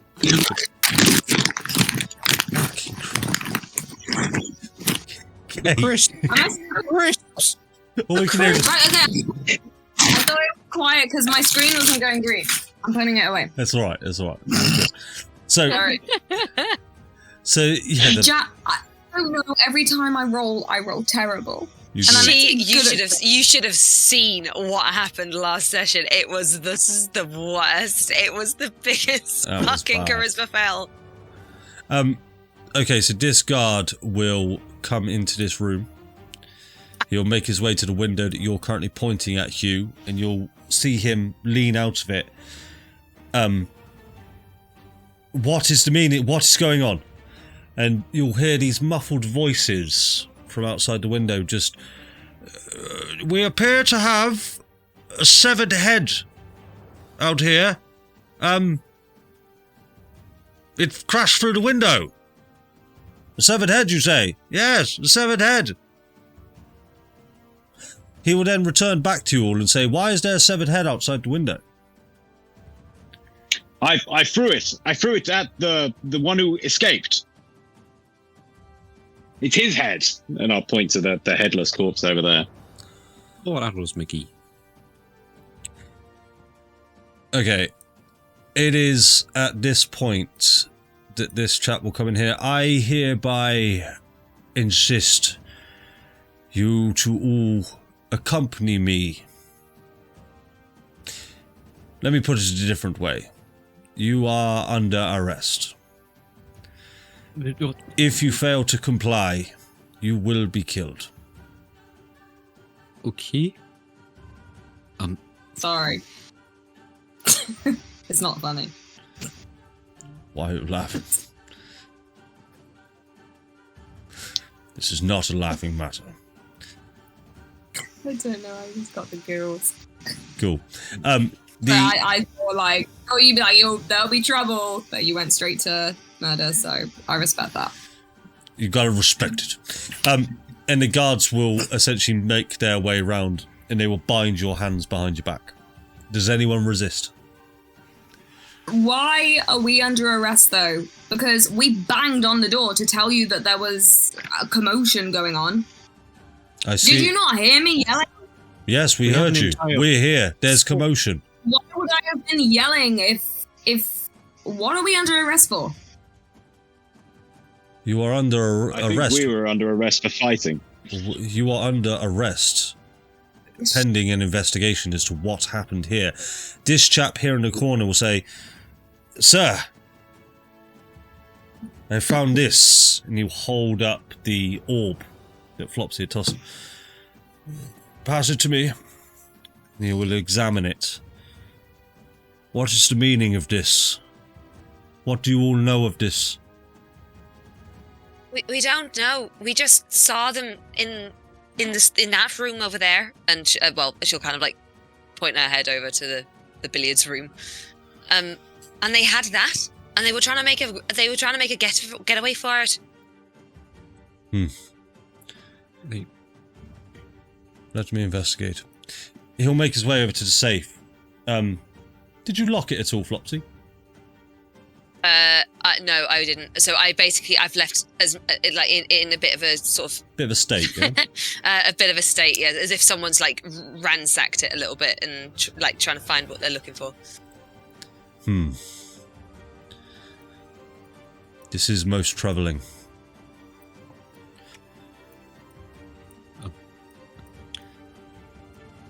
Why was it? Is the black hole still there, or has it gone? The portal, sorry. Yes. Portal is gone. Portal disappeared as soon as you guys left. Why was it that the large lumberjack, and he'll go through his notes, Hew,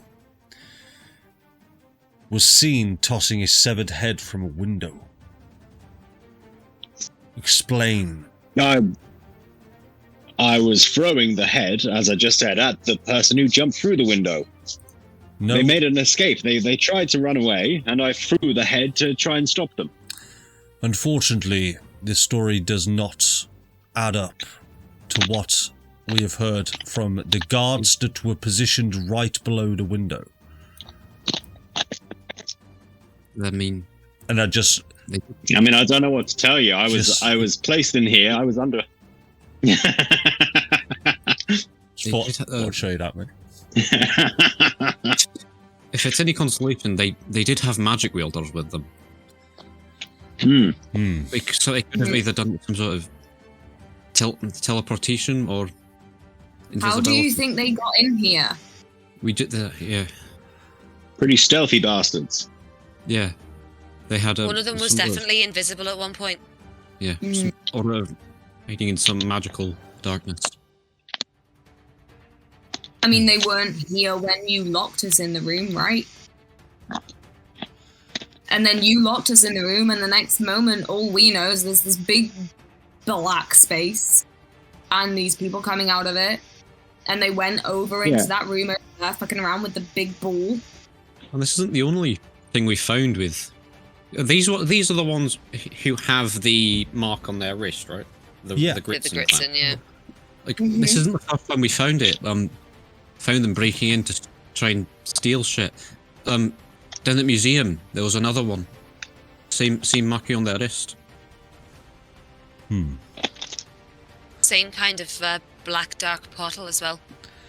I'll tell you what we're going to go ahead and do at this point is we're going to have another epic roll, but we're going to roll for persuasion. I'm much better at deception. Please. Oh, what? No. Unfortunately, he is on the side of believing your story, so let's see.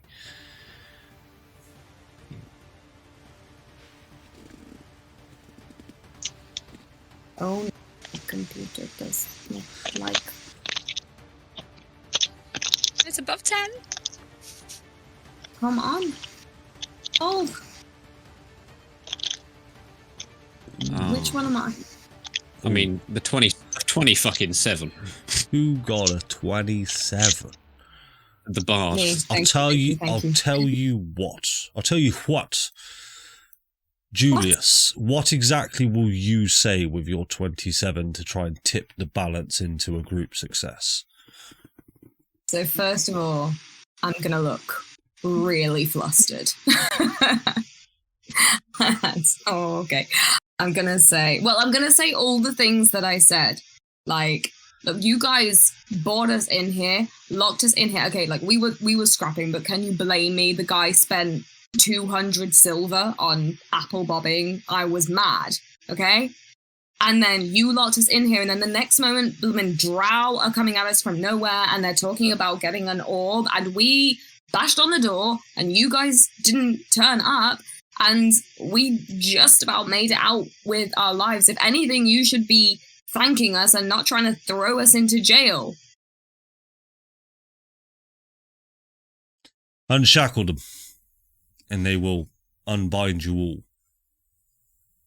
This isn't to say that you are let off. I'm an old person, sorry, I forgot my accent. It is not to say you are all let off. You are all under strict observation. We need to get to the bottom of exactly what has happened here. However, I am inclined to believe you, considering the evidence that is in front of me. You need to go and see the Time Museum. They had a very similar break-in last night. That's what Lugas was just saying. It has been reported to me of this, so I can corroborate your story.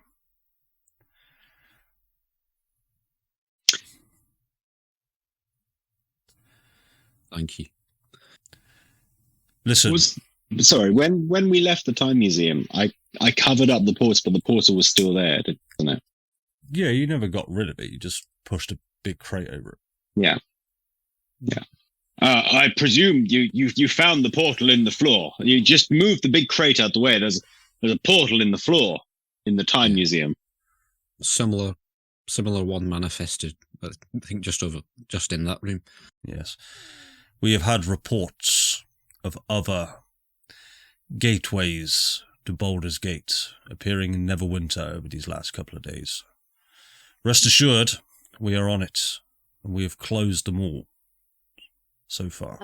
If you want a little bit more information, we also met a group. They're called the Gritzen from Baldur's Gate, but they were also on our ship. They we had a little bit of a potential hijacking, but it was fine. We sorted it. It wasn't a problem. But what ship were you on? I can't remember their name now. To be honest, it was just a very quick. Harmony. You lucky devils. Oh, the Harmony, you say? Was it the Harmony? Aye. No. Oh, no. Yeah. Flopsy's gonna be like, you would just answer. What am I saying? Nope. They have not had insurance for quite some time. Oh, no. I will be having words with Captain Xandar. However, Sorry. if your story checks out, and I hope it does for your sakes, then actually, this city owes you a huge favour. This here, as he holds up the orb, this is not how it was left. Do you know what happened to this orb? we don't know. I'm sorry. I don't think I saw it. We were too busy trying to not die. There was too much going on. I think one of the magic people might have grabbed it, but that was it. He'll head over to the old man that sort of, because we'll just say it was this bloke talking because I forgot the accent again. Sir, please, you will need to inform the higher council about this. Yes, I will. I will see to it right away. You four, I know this is probably not the best time, but there is still the pressing matter of the games tomorrow. As we're all here, we may as well wrap things up. I assume you're playing.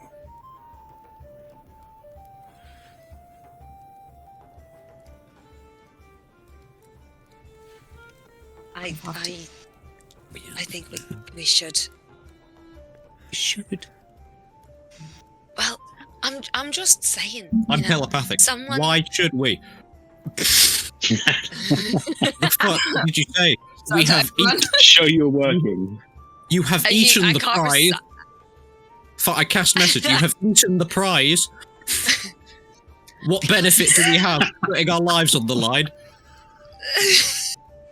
Someone wants us to be there, and if we want to get to the bottom of it, we need to follow what they're saying. I thought they just said seize it, not risk yourself. We don't know if it's the same person. I cast message again.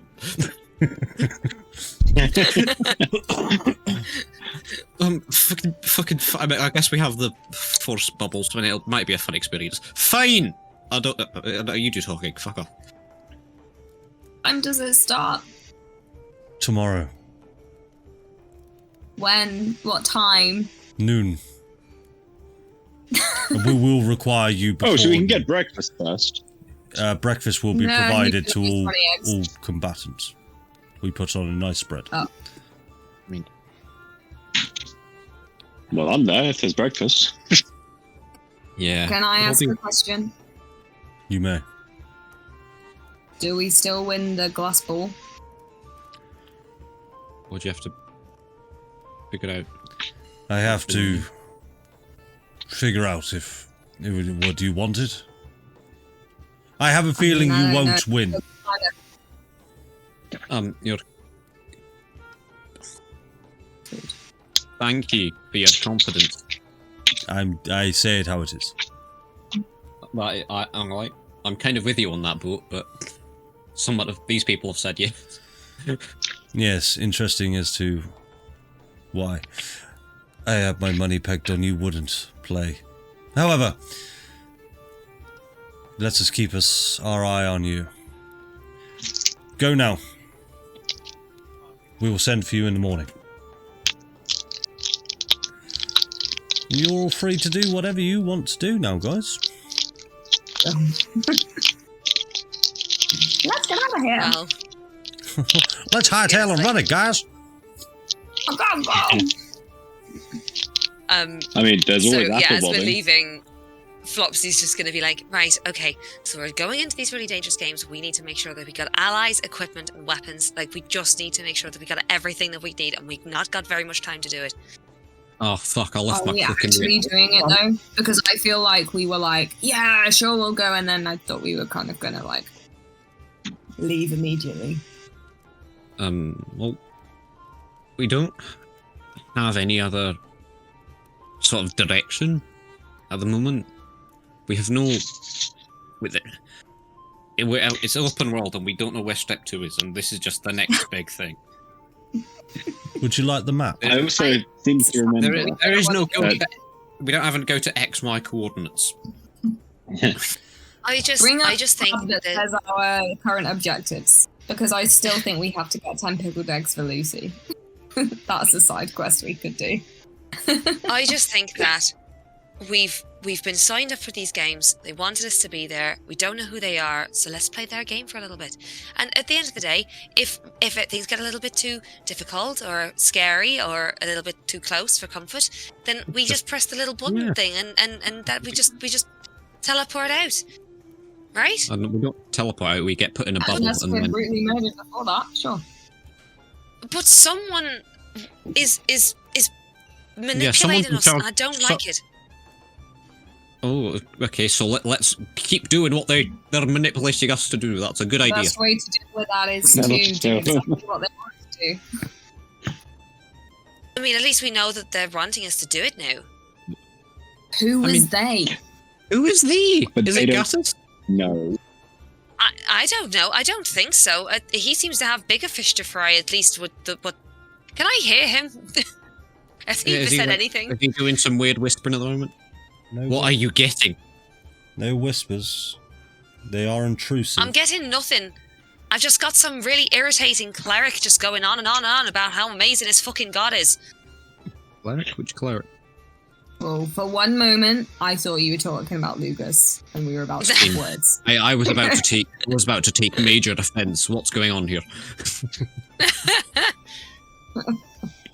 I don't know. I think he keeps saying Bahamut. Like I think he's some kind of dragonborn. At least he is from the pompous way he's talking. Whoa, okay. I mean, that's something. So what is he just going, oh, Bahamut, I love you. You're a great fella. Do some good metallic Dragon Ball. I don't know. Shit. I've been trying to drown him out for the last couple of hours, but I think he's been talking about some of the major events and crises that Bahamut managed to, fight and avert over the thousands of years. It's a riveting tale, to be sure. Bahamut, yes, my favourite of the gods.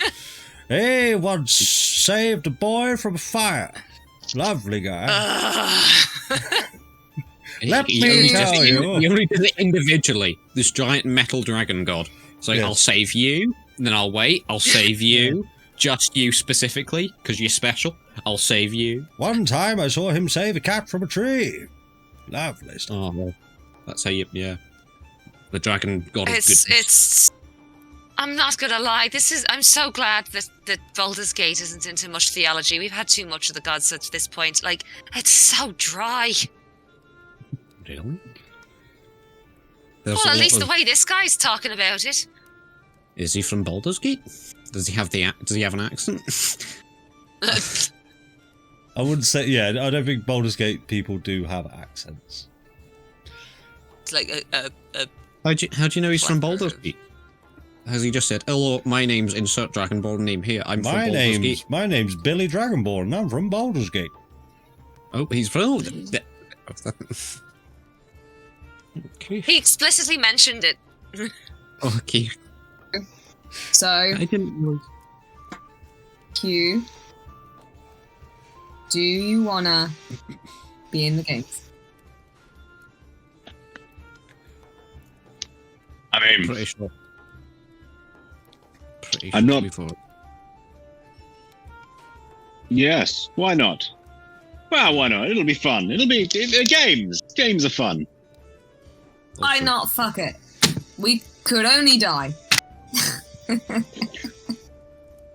I like the spirit. I mean, well, if it's same as the last one, there was a, I think like a puzzle-based one, something else, and then a combat one. So depending on the order, we could die round 1, round 2, round 3, depending on when they put the combat one. How about we go back to Derek's place, Derek Derrickson, and he said that he did some weapons. It might be that we can perhaps, persuade him to, be a sponsor of the underdog group, the one that seems to have taken the hearts of Neverwinter with their shittiness, and maybe that would persuade him to give us a couple of useful items. The Magic Emporium. Magic Emporium. Yeah, Magic Emporium. We have to ask for a lane. A lane. And also, what time of day is it? I'm going to say it's around midday, because you woke up quite late, didn't you? Oh, yeah. But you didn't spend. You haven't spent too much time. No, and the time didn't pass in that Astral Plane, did it? Cool. Yeah, so I took the time to attune to that cloak. Wait, did I leave my cloak in the Astral Plane? Am I going to have to call up her now? I'm going to say no, buddy. You're all right. Because otherwise, you're all right. Yeah. I'll drop my keys. Can you make a portal back here now? I would also say as well that we perhaps want to make use of Micah from the Leafspringers. Maybe they're going to be useful allies. He seemed to like Hew a lot. Maybe we could make use of that, Hew. Yes, if I catch Julius's little eyebrow raise there. I wasn't doing anything.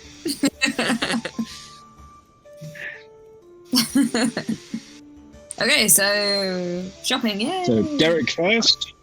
I mean, but I swear Derek was like super expensive stuff, and like he didn't really like it. I mean, Derek was like, it sounds like your price range. Because you've been to Derek's before. Derek specialises in weaponry for the town's guard, so the majority of his items are just basic weapons. He did mention that he has an inventory of pretty high-powered magic items, but they are quite few and far between, and they were pricey. That's what you would remember. And so, is there someone else that we could perhaps go to? The Magic Emporium. That's Emporium. What Space Lady said. So shall we just go there first? Yeah, there's a lot of other things that's on this map that's I haven't drawn on the map. These are just places that you've heard of, you've known. Or POIs. So where roughly is the Emporium? You would have to find out. Oh, Yeah, we'll okay. have a Wait, look. did we have a map? Yeah, we did have a map. We did. That's what this is. We're looking at it. Yeah, you're looking at the map. Oh. So this is so what I've drawn on there is as you would see on the map. It's not a map that lists every individual shop or location. It's just point of interest, and I've put the places that you know on it. Just because it's easier. Can we just go outside and ask around for the Magic Emporium? You certainly can. Let's ask Adam. Adam, outside of the thing. Yeah. Oh, Okay. yeah. That's what a cunt. Cool. So as you head down outside of the council building, you do see Adam on your left.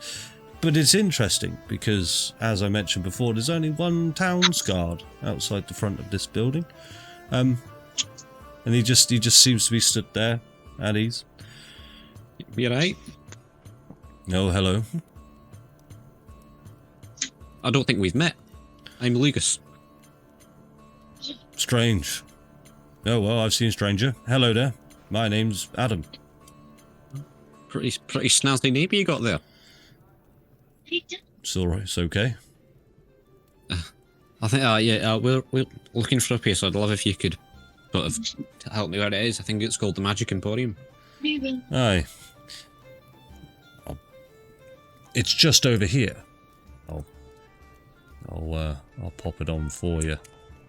It will be down here. Arcane Palace times 2. Well, hold on. There you go. It is right there, and he will give you the general directions. Thank you. Now where does you meet? I thought there was like two guards per door, I think. That's a sensitive subject. Oh. He was fired Sorry about that. 2 days ago. Oh. Or a day ago, sorry. No. Right? What happened? I'm sorry, but I can't divulge that with the public. And it is a sore subject. Oh. He, Making... let's just say he didn't follow process, and he may have misplaced something that was quite important. He has a family, and I'm working overtime in order to supplement his wages for some time. I hope you can find employment quite soon. It's quite hard once you are dismissed from the town guard. It's quite hard to get another job in that sector, considering you live in the town that you're guarding. So I do hope he finds another career path.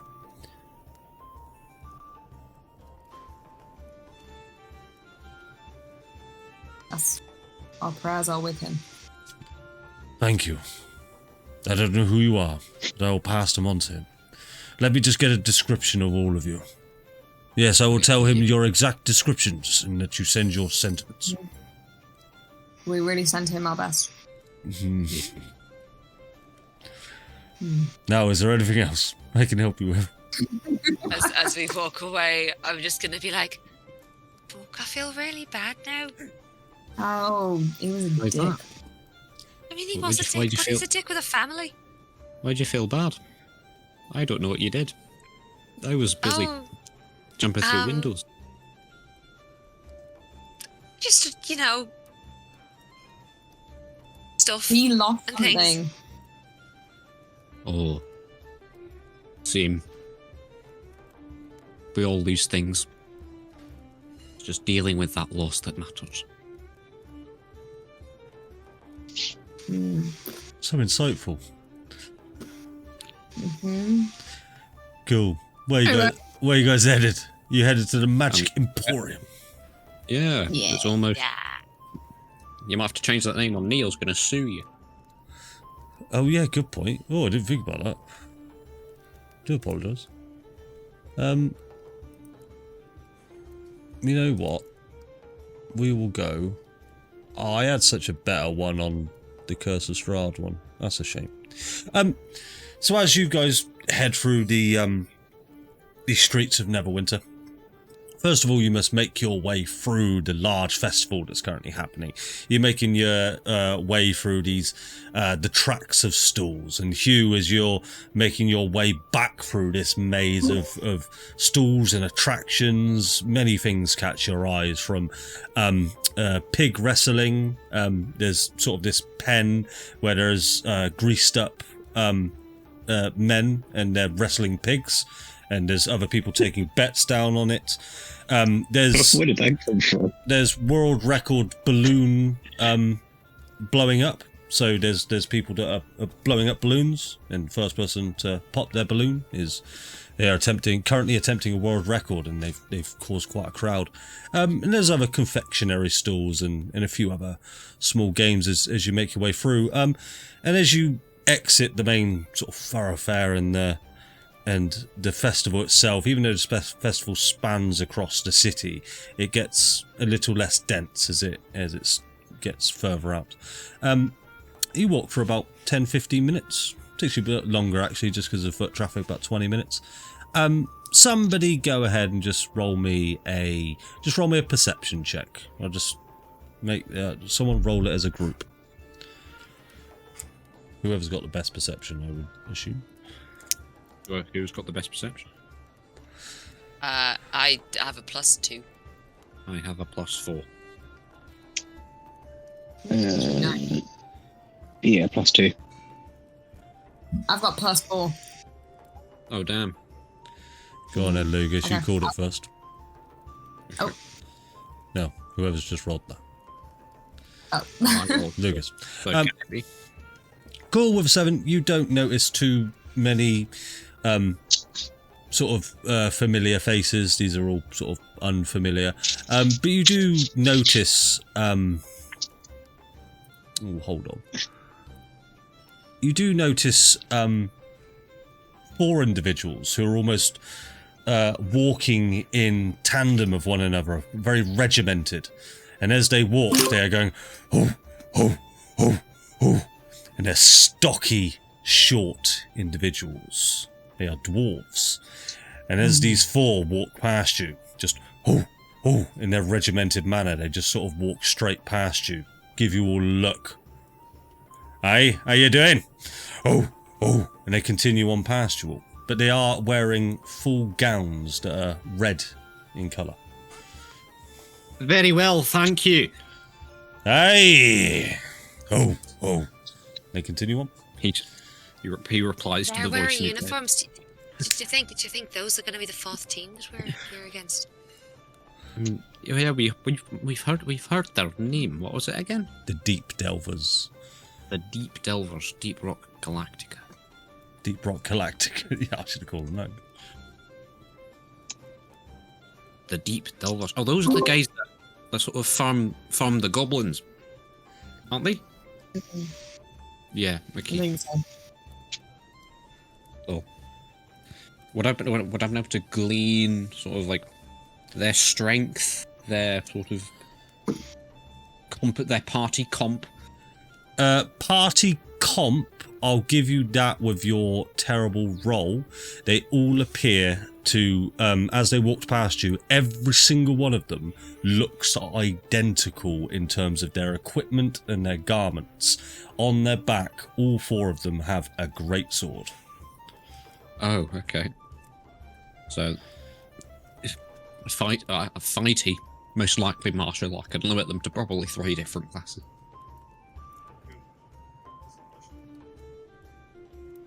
They weren't wearing any like specific magic items or anything older. With a 7 perception, that's I wouldn't. Yeah, that I would notice my shit perception. Yeah. Cool. So as you guys head on, you come on to the Magic Emporium, and I'm terribly sorry. I thought I had a better one for this, but I think it's on my Curse of Strahd. So you got to settle with this. Pretend it's more magically looking.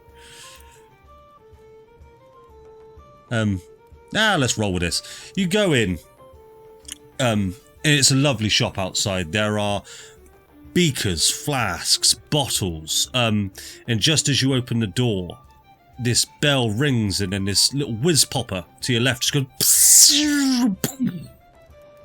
and you hear this arcane bellowing sound. Welcome to the Magic Emporium. We hope you like your stay. Whatever. Who said that? Flashy. You know what? I'm actually going to describe this way different than what's on the picture, so I'm just going to go back to the map. Because that one was boring. And out in front of you, you see a large grand hall. This is a large building, and they've just got tables sort of in two columns of 6 rows. Each one of them holds there's one table full of potions, there's another table just full of scrolls, there's many sort of provisions laid out across it. Across the way you see a corner that has 6 children all sat down, and there's a dragonborn female who's reading them a story just out in the corner. You see another desk over to your right where there is a wizard in a purple hat. He's quite obviously a wizard because he's dressed like just a typical wizard from D&D 2nd edition. And he is demonstrating more of these whiz-bang poppers to children as they're coming up, and he's handing out treats like that. And you can see the main counter right at the back of the shop, and behind the counter there does appear to be magical items of weaponry and other sorts.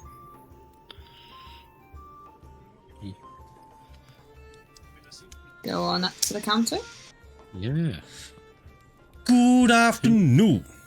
And you see an elderly figure with a long, stringy beard and a pointed red hat that sort of twists and turns at the top. The large brow comes out probably about 5 feet in diameter as it droops down towards his shoulders. How may I help you today? I hope you're having a fine day. Yeah, we are you? I'm having a swell day. Well, whiz popper goes off behind him.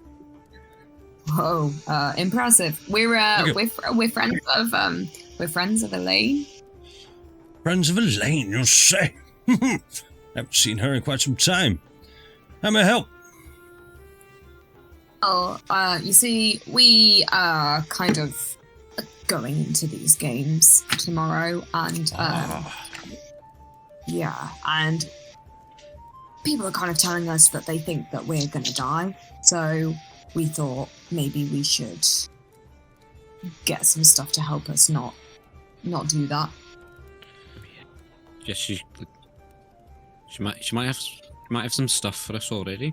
If you want like verbal confirmation, I could give her a call. Do you want to give her a call? I mean, only if you require verbal confirmation. I don't believe there's anything held back. I do apologise if there is, or you're more than welcome to call Elaine, but there's nothing I can do for you in terms of held equipment for sure. But I can certainly do you a good deal.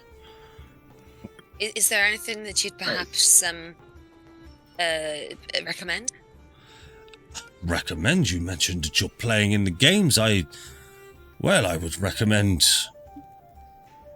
more powerful items than we would necessarily stock here. However, if you are short on time and do require the bare essentials, I would +1 enchanted weaponry. That would go a long way.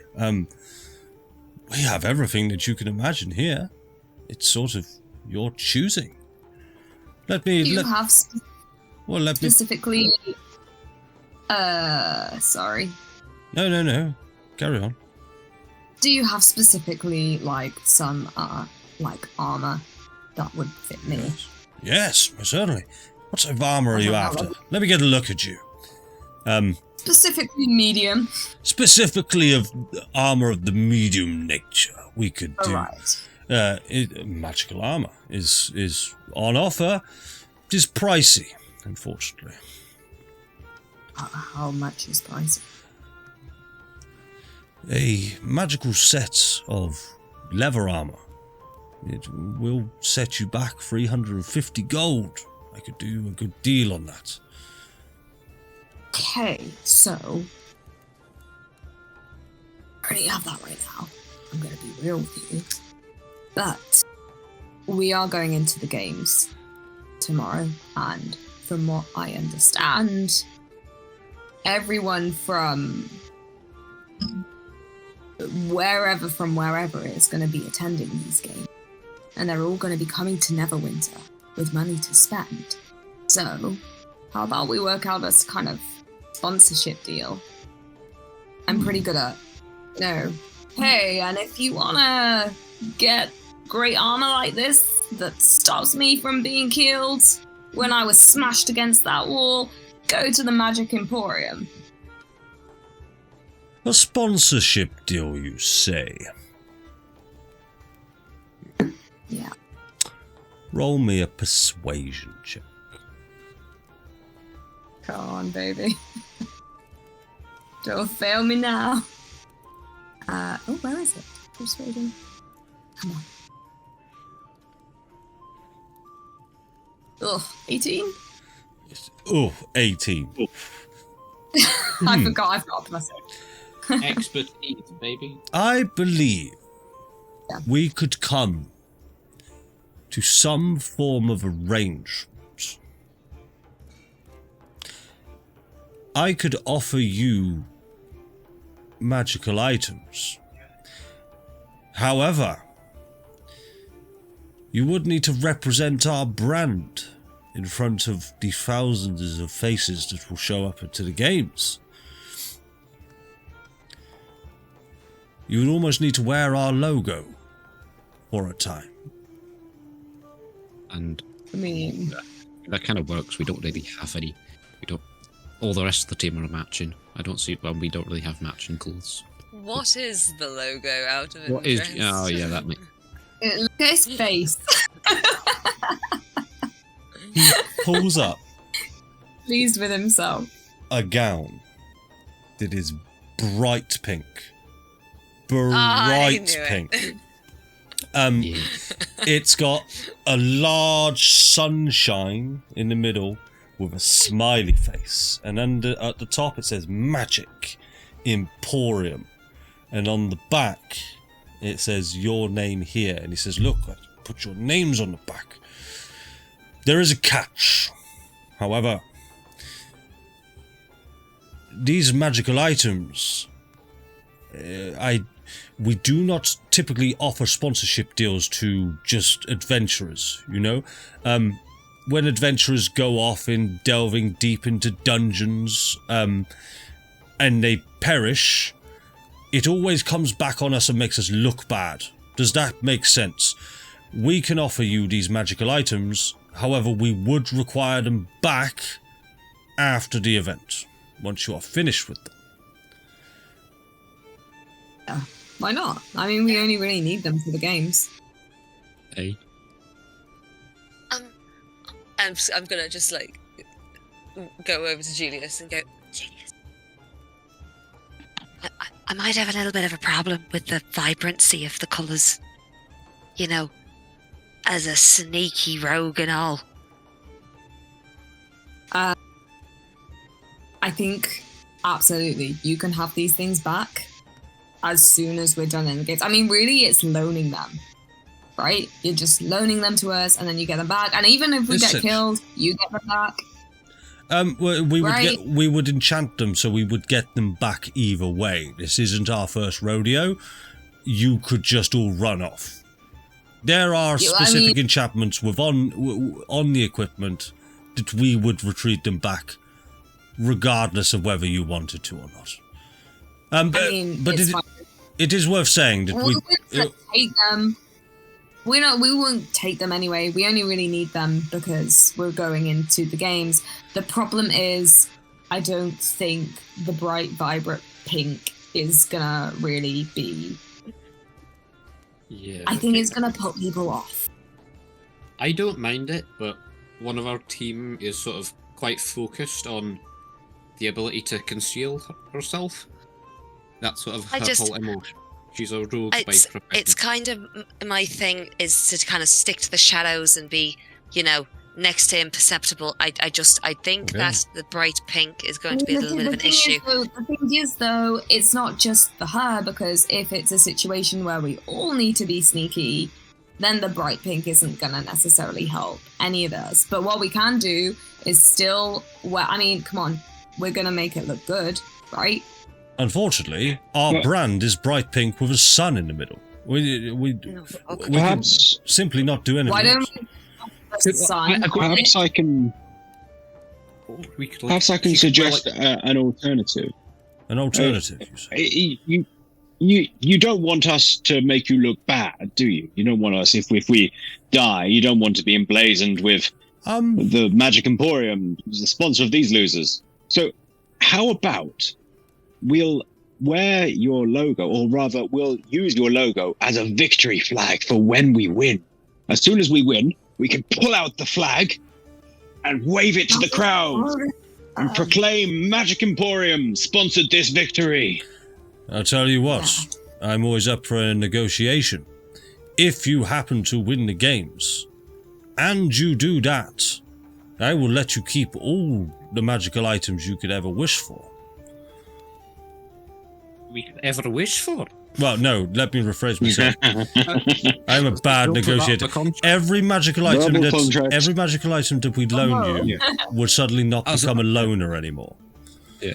As an experienced warlock, I know about that kind of adding that stuff to contracts. It's very... we are wizards. We do not delve in the deep knowledge of phylacteries and that type of thing, and pact boons.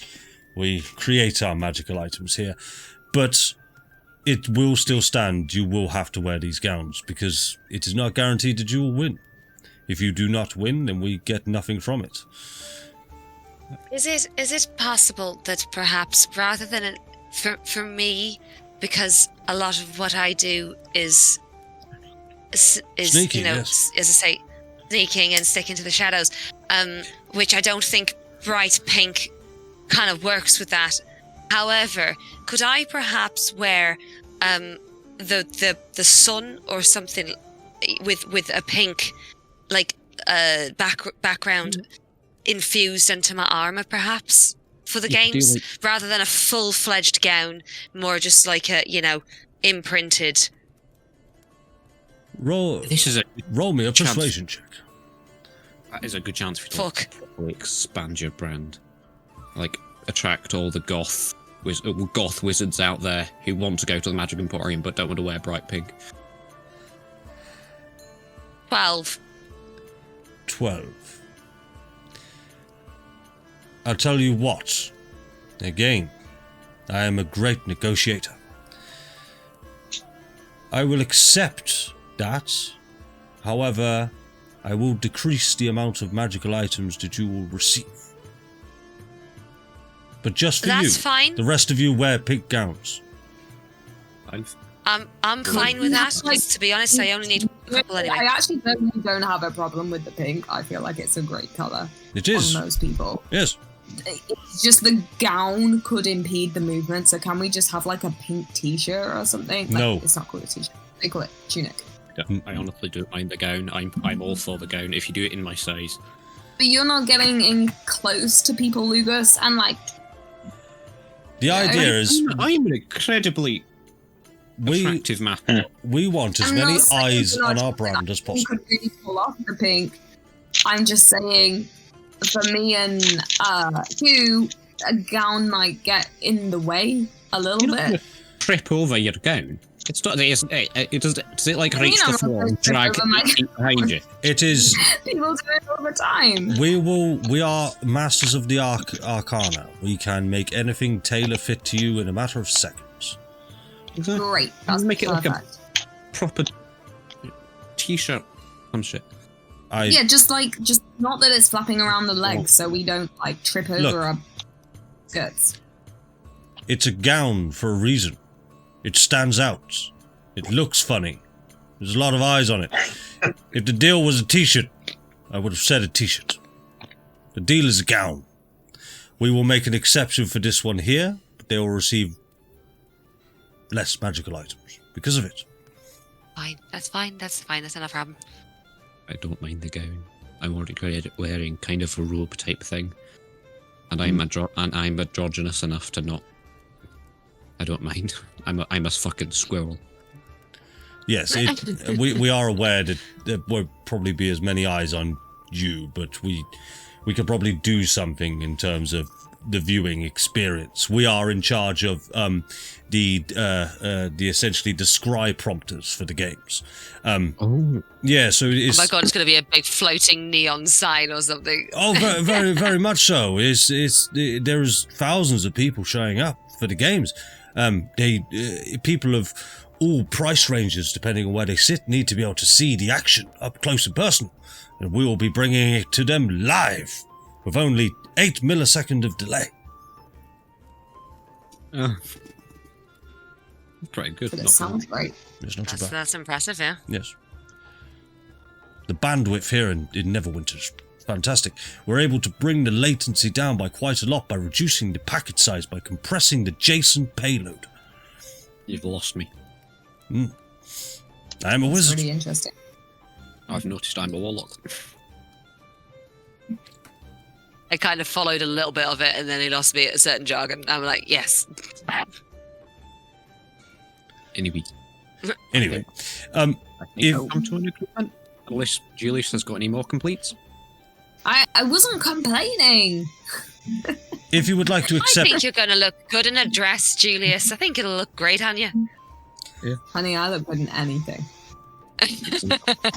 Show that confidence.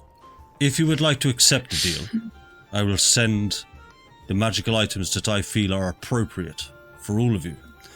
Up to... Where are you staying? Oh, I think it's called the I always Morning forget Wood. the name. The Morning Wood. Lucy. How do you keep forgetting? It's the most hilarious name ever. It is. It's on my brain. I refuse to accept it. It's a fantastic tavern. I keep trying to call it the Morning Glory every single fucking time. I'm just like, to be honest, I thought the same thing. I mean, I don't think any of us have been in the bathrooms there yet. Probably not. I do suggest that you do stop by the Busted Bottle. That's my more acquired taste. If more quaint and more upbeat. But it all depends on what you guys are wanting to drink for the night, I guess.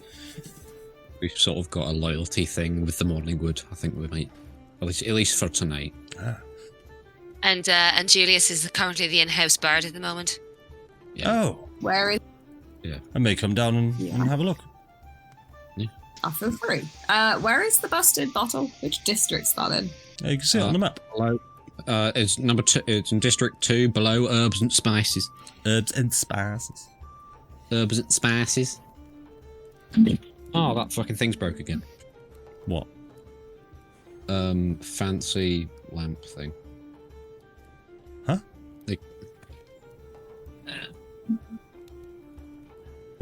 This. Oh no! That lamp It was just cool. fell off. It fell off 3 times. That was Adam's King Genie lamp. Yeah, it's my King Genie. So I think it's terrifying when it falls down because it falls down right behind my monitor, so I don't know if anything's breaking each time it happens. oh dear. Am I to say that you all accept a deal of a lifetime? Well, what items were? We didn't actually decide what items we'd be getting. You want to make descriptions of our sort of power sets? I can see that you are of specific classes. I do believe we have certain sets that we sell. Magical weapons for martial classes. Few utility spells for the utility classes. If there is anything that you specifically would like, we can look into it for you, but I can't guarantee it. I mean, I wonder, would you be able to this axe is quite special to me. It's quite a sentimental piece. Do you do enchantments? Would you be able to enchant this axe as opposed to provide me with a new one? Let me see. That is a fine axe. Where did you acquire this? It's a family. It's a family heirloom. If you ever wish to part with it, I would pay you top money for this. However, as you say, a family heirloom, I don't suppose you would. But if you ever do, I would be the perfect owner for such a thing. Yes, I could instead enchant this for you. On a temporary basis. On a temporary basis, of course, of course. That's what I got. Subscriptions are just... They keep showing up. Oh.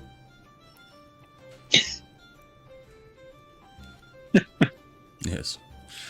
Now, I should also mention, he points just behind him, there's a sign that says bargain bucket, right? And it's a bucket that you could just sort of root through, and you can find sort of magical items that are on sale within this bargain bucket. But yes, obviously, our sponsorship deal is as it is. But if you do wish to purchase any items, I can still honour our original agreement of giving you a good deal. Lucky dip. Oh. What's in the bucket? All manner of things. So there's a cloak of protection in there. There's a couple of magical rings that you could have a look at. There's a couple of amulets. I can make a poncho protection this early. How many copper is it for the for the lucky dip? Copper. Not so much a lucky dip, sir. You can peruse. You can dig your way in and find the exact item that you want. No copper, and certainly no Ethereum. Electrum. Ethereum. Or no Ethereum. Bitcoin either. No. Why the fuck did I say Ethereum?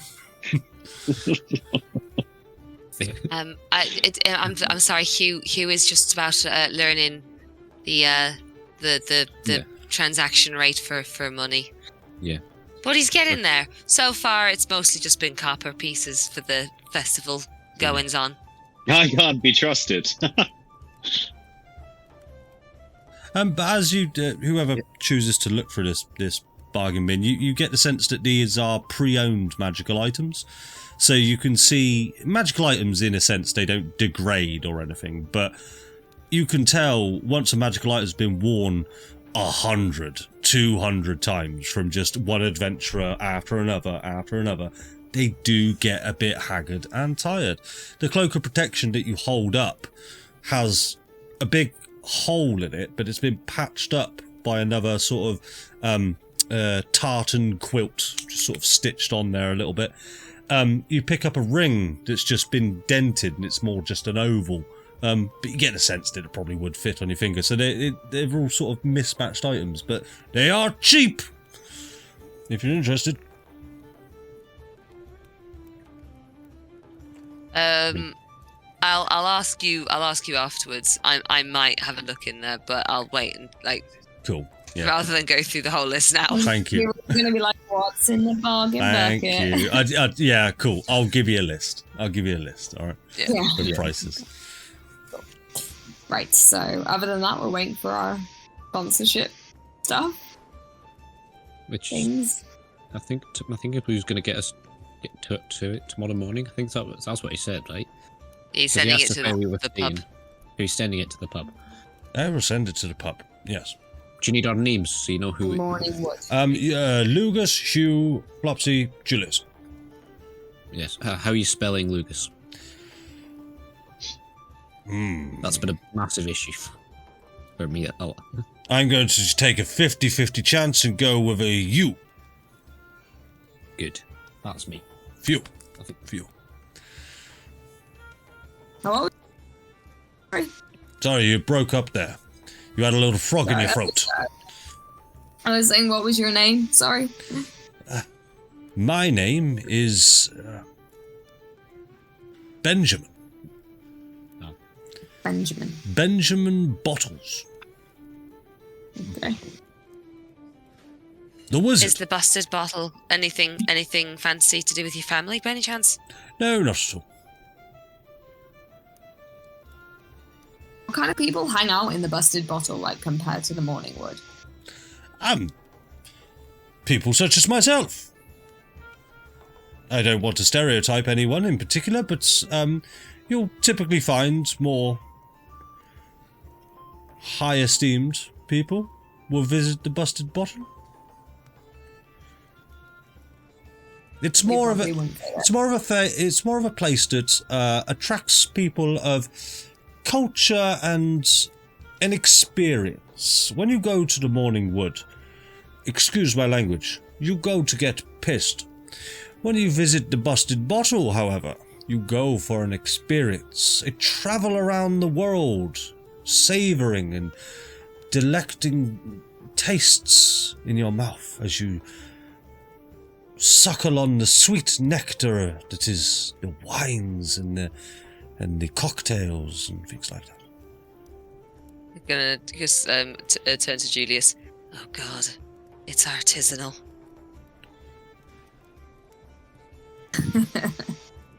But yeah, sounds great. Maybe we'll catch you there sometime. Oh, most certainly. Benjamin. Benjamin. Hold my hand up. Give him a firm handshake. Ow! I'm a wizard with 8 strength. Ow. Oh, shit, sorry. Hey, well, thanks. Looking forward to seeing you tomorrow. With our stuff. Later on this evening, not tomorrow. Later on this evening. Yes. Yeah, we do need time. Attune to each magic item, which takes an hour each. Yes. No, you don't. You can just attune to the whole thing within an hour. To make it easier. We're wizards, we can do that. Oh. So, where else do we need to go? Well, I think I need to go to the post office again. But I don't need to drag everyone there. It's the complete opposite direction. I would recommend that we perhaps look for the Leaf Springers or someone like Micah. Where they were staying? Yeah, do we know where they're staying? Never asked. I feel like we do. Well, unless I'm misremembering. I don't think you ever asked. No? I don't think we did. We didn't. No, we did find Micah in the Morning Wood, though. Yeah.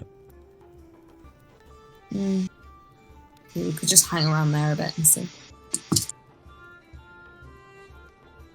I mean, Well, I'll come with you to the post office. Okay. We can go to the bakery on the way back. I would love that so much. You know what? I think a little bit of sugar would do me a lot of good right now, you know? A little bit, because like I saw what you ate earlier and I don't know.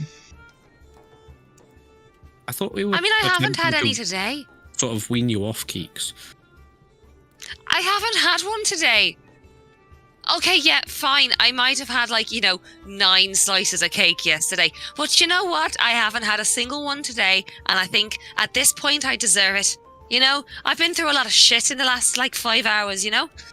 Yeah. You did have that sack of pancakes for breakfast. But anyway, I don't even know. I did. I forgot about that. Yeah. Second half of that word is cakes. Okay, but the pancakes don't count. That's not a cake. Literally called a pancake.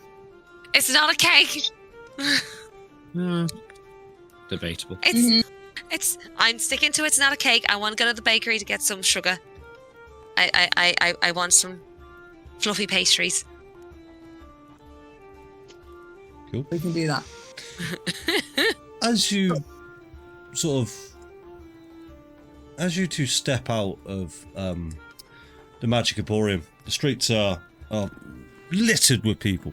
There's certain stalls set up, and as you exit, another whiz popper. Thank you for coming to the Magic Emporium. We hope you enjoyed your stay. You set off down the street. but something catches your attention, and that's the sky above you. It's about sort of just past midday, sort of about 2 o'clock, but the sky is getting darker than usual at this point during the day. That's about all you'll notice as you travel down towards the post office. Lugas, Hew, where are you guys headed, or are you staying in the Magic Emporium? I mean, Hew will fish into his shirt pocket and pull out some slightly perspired upon Pokemon cards. Say, Lugas, do you fancy finding the Arcane Palace? I think the young, was it a Dragonborn? The ship told us to go and find. I'm pretty sure it was a young kobold. I know because the man kobold. I made that mistake like twice. Yes, that's what's throwing me. It's a little clear in my mind. But, yeah. But we could try and find out some more about these Pokemon cards. Yeah, sounds like a great idea. I got to start rebuilding my deck now that I lost my really massive, almost complete one I left on the upper planes. Oh no! Yeah, I had loads of rare ones as well. Massive resale value, like thousands of gold's worth. Let me make a note. Oh my god! That is canonical in my backstory. I have tons of money in my bank account in the upper planes. How can I deny someone's backstory? I am loaded in the upper planes. Were they at least in those little plastic pouches to keep them safe? Oh, 100%. It's a magic pouches. Even cleaner. Amazing. I've got a magic Pokemon binder, blessed by Tyr himself. It's his autograph on it. Yeah, Tyr. I mean, this was several years ago. They've probably gone up in value. Yeah, especially the original. I've got a couple originals. I'm nearly 100 years old. I've been collecting these for... I got some... Well, let's go then. Yeah. Well, I don't have them with me at the moment. I've only got this fancy hollow Blastoise. I might start rebuilding my deck. We're going to the Arcane Palace. Oh, fuck me. Yep. Hooray. And as you two step out, the voice booms in your head. Thank you. Lovely to stay. Bye. Flopsy. Sorry, Flopsy. Before you wander off, can I? Yes. Can I possibly have? Can I have some of my money, please? Look, Hew, you're a grown man. Are you sure you want me to keep your money? I can't be trusted with all of it. I will spend it all. We're going to go buy Pokemon cards. Right. I don't know how much they cost, but how much should I spend on Pokemon cards? How many copper? Lugas, how much are Pokemon cards normally? Let me just interject for a second. Estimate the cost of what you need to survive. And then anything above that, you can spend on Pokemon cards. That's a good shout, yeah. That's some advice, guys. That's some advice. You heard it here first. So 5 gold, then. 5 gold sounds good.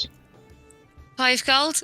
Yeah, I think that sounds about, all right for a month's worth of fun money.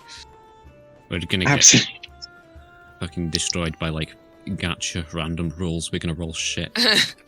Oh yeah. This is how gambling starts. Oh, yeah. As an emissary from the God of Justice, and gamble safely, if at all. Yes.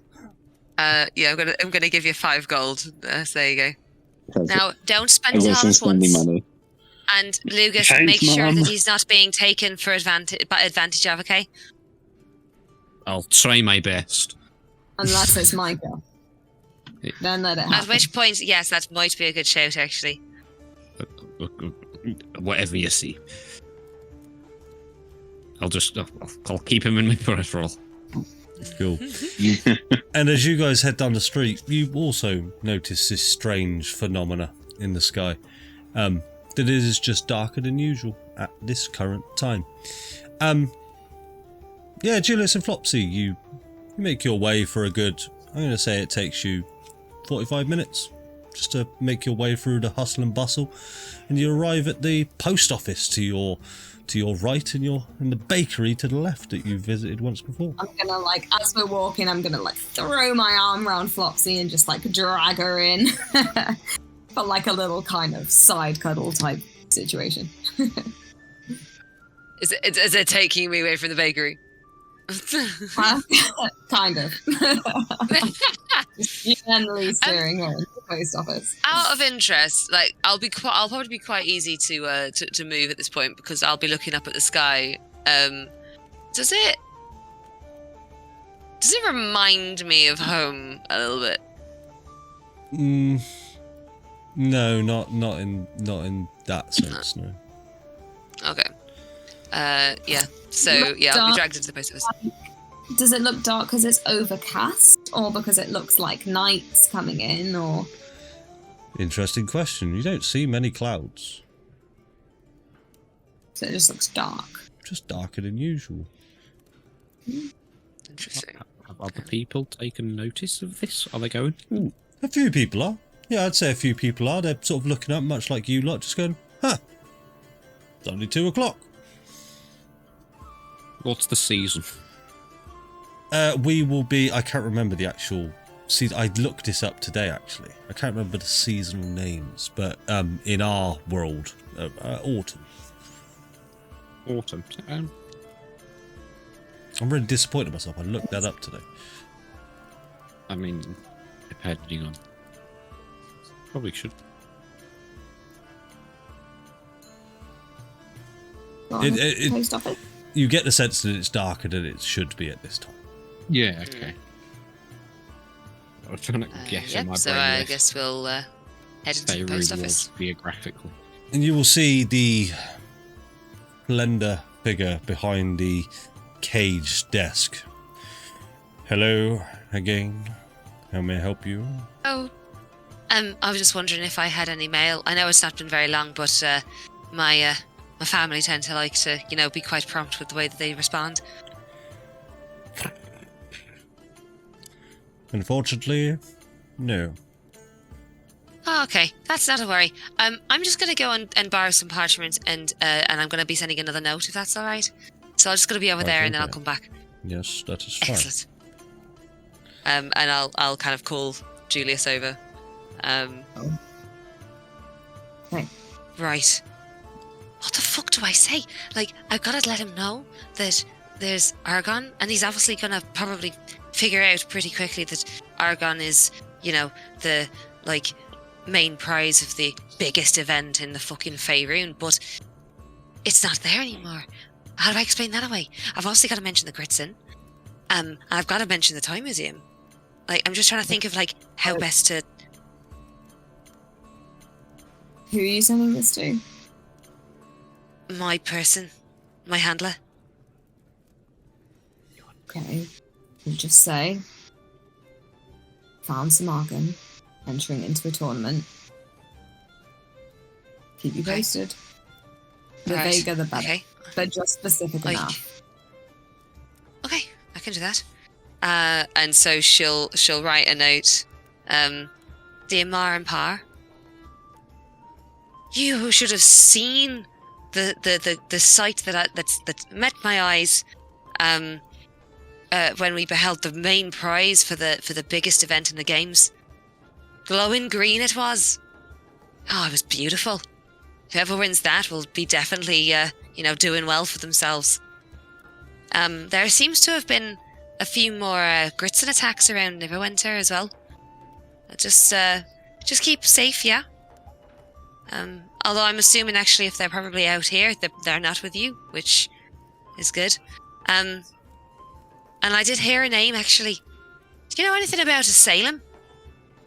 I thought that was an interesting name, don't you? And it'll just kind of be like this rambling thing that basically just talks about the Gritzin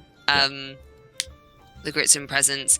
Salem specifically will be mentioned, and that Ozzy Osbourne. Ozzy Osbourne. The Ozzy Osbourne. Well, we don't know if that was Salem, but yeah. And we'll also, I'll mention that that Argon has been, a glowing green object has been seen as the prize for the Neverwinter Games. Cool. I always thought Argon was orange. It's different colours depending on certain situations. And from what you can gather, the orb that you saw, the actual battery itself, went from orange to green to fluorescent blue. It's all different. I think most of the imagery I've showed you was orange, but it's, RGB lamp. RGB, yeah. Rigaba. And I'll look at Julius when I've written the letter. Think that's okay? No, they're not going to know. Just because you feel guilty doesn't mean that they know. I don't feel guilty. I just want to make sure that I don't give too much away without, putting my parents in danger. It's a fine line. But here we go. And I'll go on over to the counter. Can I send this to Baldur's Gate? Priority 1, please. Yes. That will be 5 copper, please. Thank you very much. And I'll pass that along with 5 copper. I assume you want this done discreetly, like before? Please, yes, if that could be, because and as you said, people don't seem to like Baldur's Gate very much. So, the less obvious the correspondence, the better. Very much so. And he'll hold his hand out. You sort of pop 5 copper onto the counter, and he'll sort of put his hand on it, but he'll keep his hand there, discreetly. Oh, I will add a silver. Oh, bloody hell! I'll be discreet as fuck. And he will This will be the most discreet. What was it? No. This will be the most discretionarily sent letter that I ever did see. Many discretions will be abided by, as he casts invisibility on it and just pops it away. Cool. We'll head on over to Julius, Hew, and Lugas.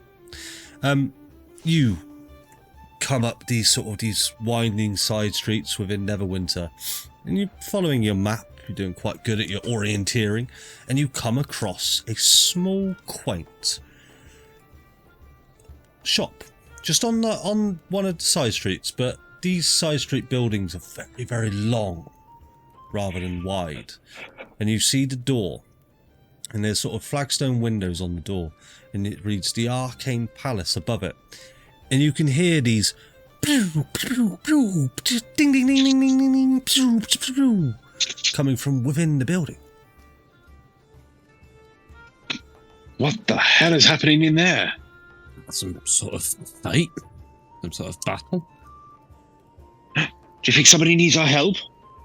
Mayhaps. Run in there with enthusiasm. I'll be right behind you. All right. Yeah. And I haven't got my axe. It's with the guy. I'm just going to burst through the door with a squirrel on my shoulder and be like, "What's going on?" As you burst through the door, you see about 8 children of all from ages around sort of 8 to 14 all just look around, and they're startled. And there's a shopkeeper behind, just sort of he's showing the children a very expensive card. And one of the children, Hew, turns to you and he says, "Get ready to battle, mister." And I've got you. Turn the music up. I'm hearing nothing. Are you not hearing that? No, I can't hear any music. Yeah, I hear it now. Oh, yes, and it's come through. So, he is going to challenge you to a Pokemon battle. Pokemon battle. I do apologise. And he's got this large wooden deck. It's more like Yu-Gi-Oh than anything. He's got this large wooden deck on his arm, and he holds out a card, and you see this card is red in nature, and he holds out, God almighty, I wasn't prepared for this, a buffer puff, and he slams it in a buffer puff, and he slams it in there, and this minor illusion appears in front of him of this large sort of puffy pink creature, and it breathes fire. And he goes, "What have you got, mister?" I've got 3 cards, haven't I? I mean, if you want, yeah, I can slip you my glass choice. If you want, I could slip How many you my glass for a game? You don't know. We don't know. I don't know. We don't know. I mean, I'll slip you my glass choice if you want to play him. That might do well against. Would I know if I am a aficionado? Would I know what effect against? Okay, if it's canon, you know canon, a buffer puff is a medium-sized aggressive creature. I mean, evocation. I could tell you. Abjuration. Abjuration. So why so many of abjuration? What's the type? I mean, what's effective against what? I don't know. I mean, I will. I'll hang on. I think I've got this, and I'll take my Beedle. Was it a Beedle? Yes, my Beedle card, number 55, green, and I'll just kind of hold it out and be like, You hold it out. That's not how you play a card, mister. And he chucks you this sort of handheld thing that you could pop onto your wrist. And as you do so, you pop the Beedle into it, and this small, tiny, sort of centipede-looking thing with 8 eyes appears and just goes, Wah! And he is going to go, buffer puff, attack with flame breath. And it just goes across your Beedle, which will deal 1d8. Now, Beedle has 3 hit points. So your Beedle is currently alive with 1 hit point. You don't know a lot about this game, which is why I'm keeping this pretty vague. It's your turn, mister. Okay. So, I'm going to take my Gauntlet of Energy, and I'm going to slip it into the thing. Oh, man, I've got to look up what that does. Yeah, that's right. Look at what it does. As you play the Gauntlet of Energy, you see in front of you your Beedle just goes and grows by 2 times the size. I'm not quite sure what it's done, but... Can I encourage the Beedle to attack? You can't make 2 actions on your turn. It's my turn. Attack, buffer puff. Where's my fucking deal? Why am I doing this? 5 KO.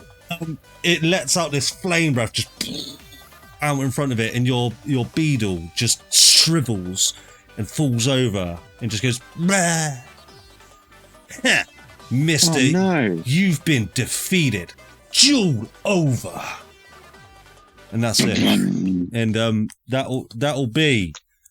Are you going to call on? You've blacked out. You paid them $200. You fucked off to the last Pokemon Center.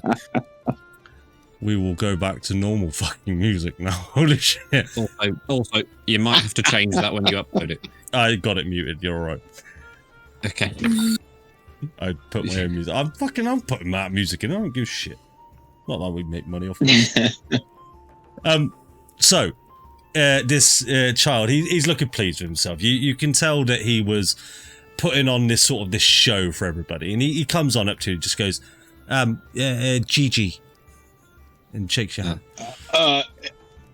Yes, no, Hew. Nice to meet you. Oh, no, sorry. That means good game. Good game. Oh, it was quite, wasn't it? I enjoyed it. I had no idea what I was doing, but it was fun. I could tell a little bit, but you've got the basics. You've got the basics down. It's a Beedle, not the strongest card to play, but good cannon fodder. But probably not an upfronter designed for a one-on-one duel. You know what I mean? Probably wasted the old Gauntlet of Energy there. A little bit, yeah. So the Gauntlet of Energy just gives you +4 HP. Ah. Oh. Ah. Well, you only just had me then. Oh, it was close for sure.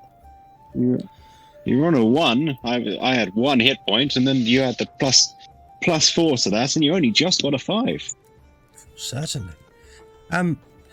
Well, welcome. Come on in, and have a look around.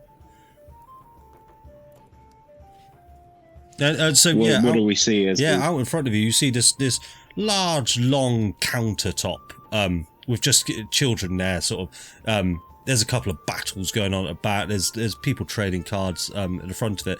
You get the sense that this shop is predominantly Pokemon specializes. That's the trend at the moment in Neverwinter and with the children. But there are other things there, like there are some minor illusion RPG games that they've got up there that you can essentially play a minor illusion game.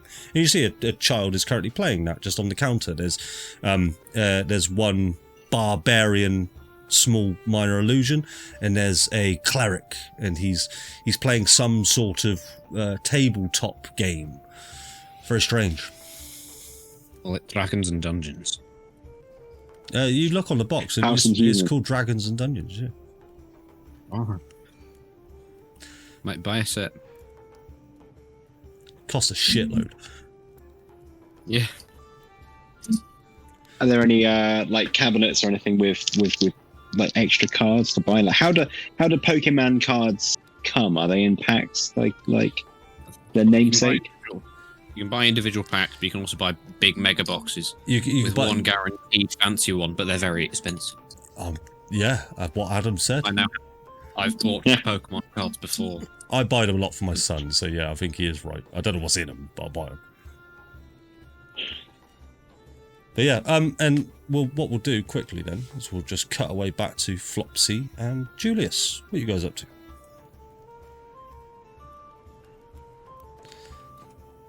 Julius, can we please go into the bakery?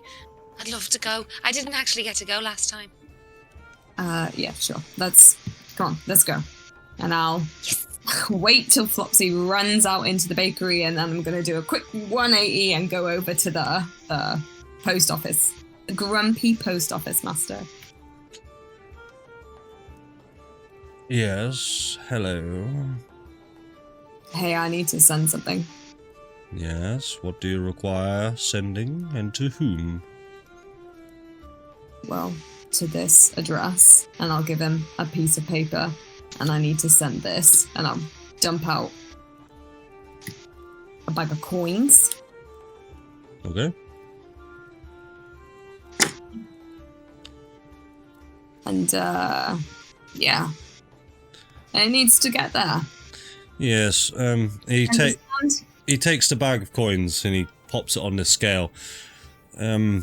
It is quite pricey to send physical currency, as you can imagine, security, and it does trade hands about in 5 different locations, but we can send it express, which is arcane in nature, so it will essentially be teleported there, but that will cost you 5 silver. Oh, yeah, fine. Do that. What's that? So yeah, just pay off the 5 silver, and he's quite happy to send it off for you if you just mark off how much gold you would like to give to the man as well. And then I'll run out and... Well, I won't run out. I'll walk out and go find Flopsy. Why have you run? How strange. Hey, what were you doing? What took you so long? I thought I dropped something. Okay. Which cake? Bye. I haven't been there yet. I was waiting for you. Oh, I thought you'd been in and out already. Okay, great. Let's go and choose the cake.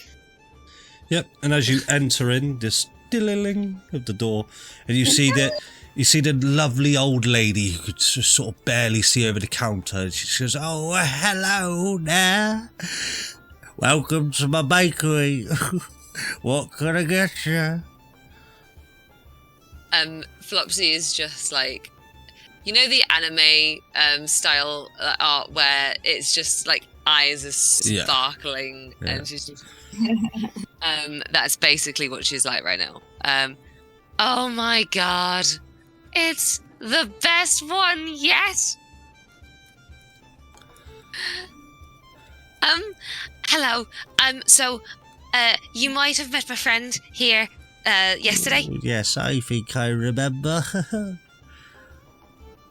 So I ate your cakes. They were amazing. Now my friend's trying to wean me off sugar a little bit because I do eat a little bit too much of it. So I was wondering if there was one thing you could recommend in the shop for me. What would it be? And I would like that. Oh, I would recommend a new batch that I've just cooked up. Almond and apricot flapjacks. Flapjacks. Oh, flapjack. Flapjack. Oh, Julius, I've got to get one for Lugas because I know that he really likes it. Right. Would you like one as well? Huh? No, sorry. No, I'm good. I'm not sure? sure I'll be able to get into my pink robe if I eat too many flapjacks. Oh, yes, you dress, of course. And I'm fairly certain that Hew's probably quite happy with his strawberry bonbons mixed with... I don't even want to think about what's in that jar right now. So, could I have 2 slices of almond and mango, apricot, flapjack? Almond and apricot. Yes, I think that's what I said. Get the flapjacks. And you see this goblin with a chef's hat comes out and just goes, yes, okay.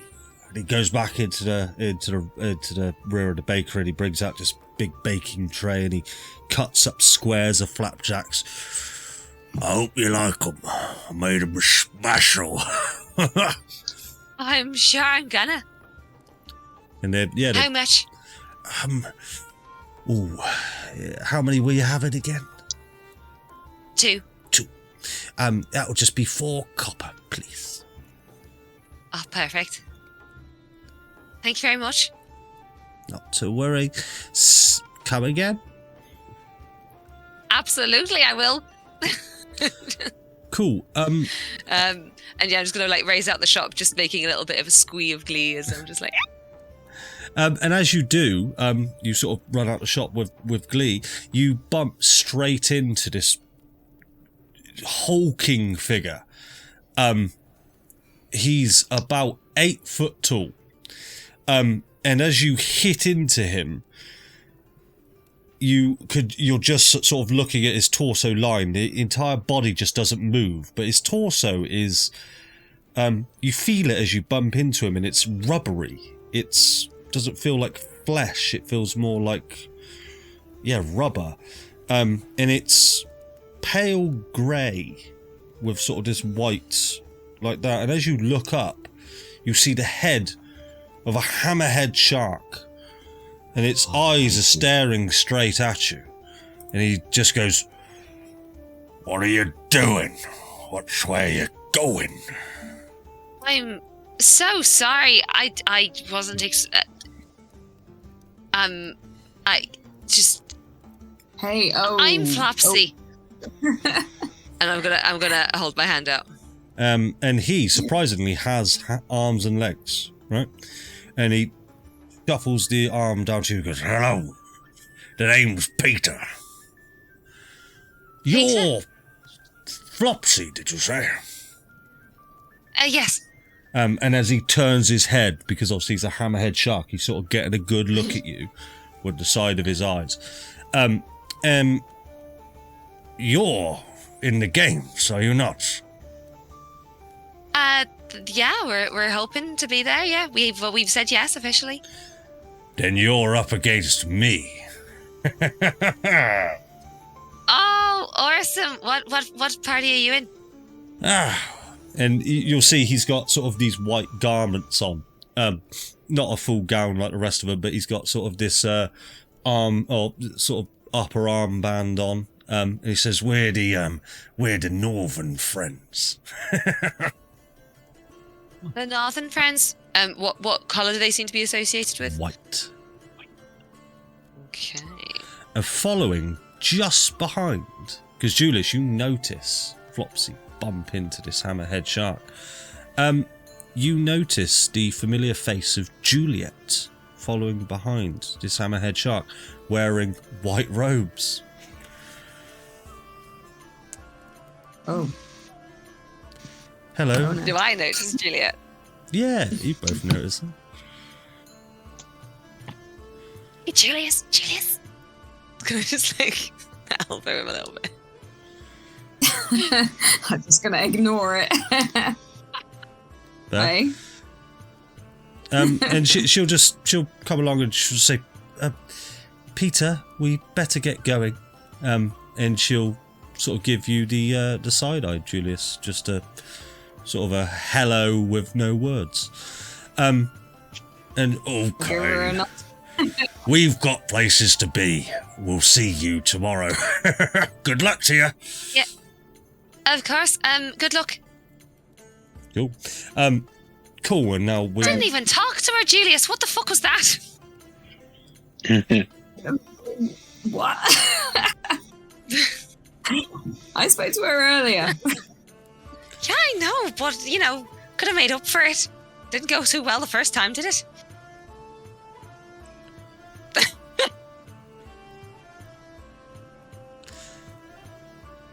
What makes you say that?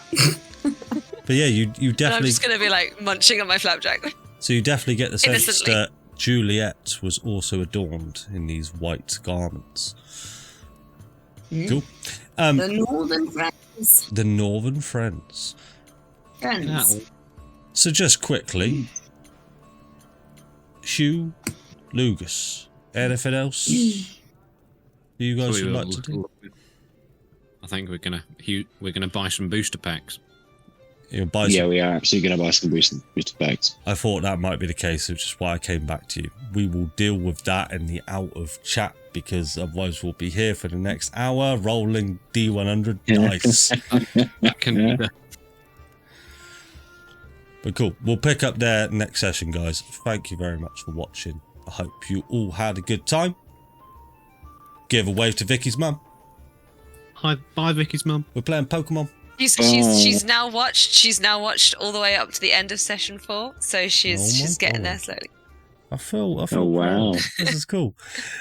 Cool. Right. Thank you, guys. And we will see you next time. Thanks a lot. Ta-da.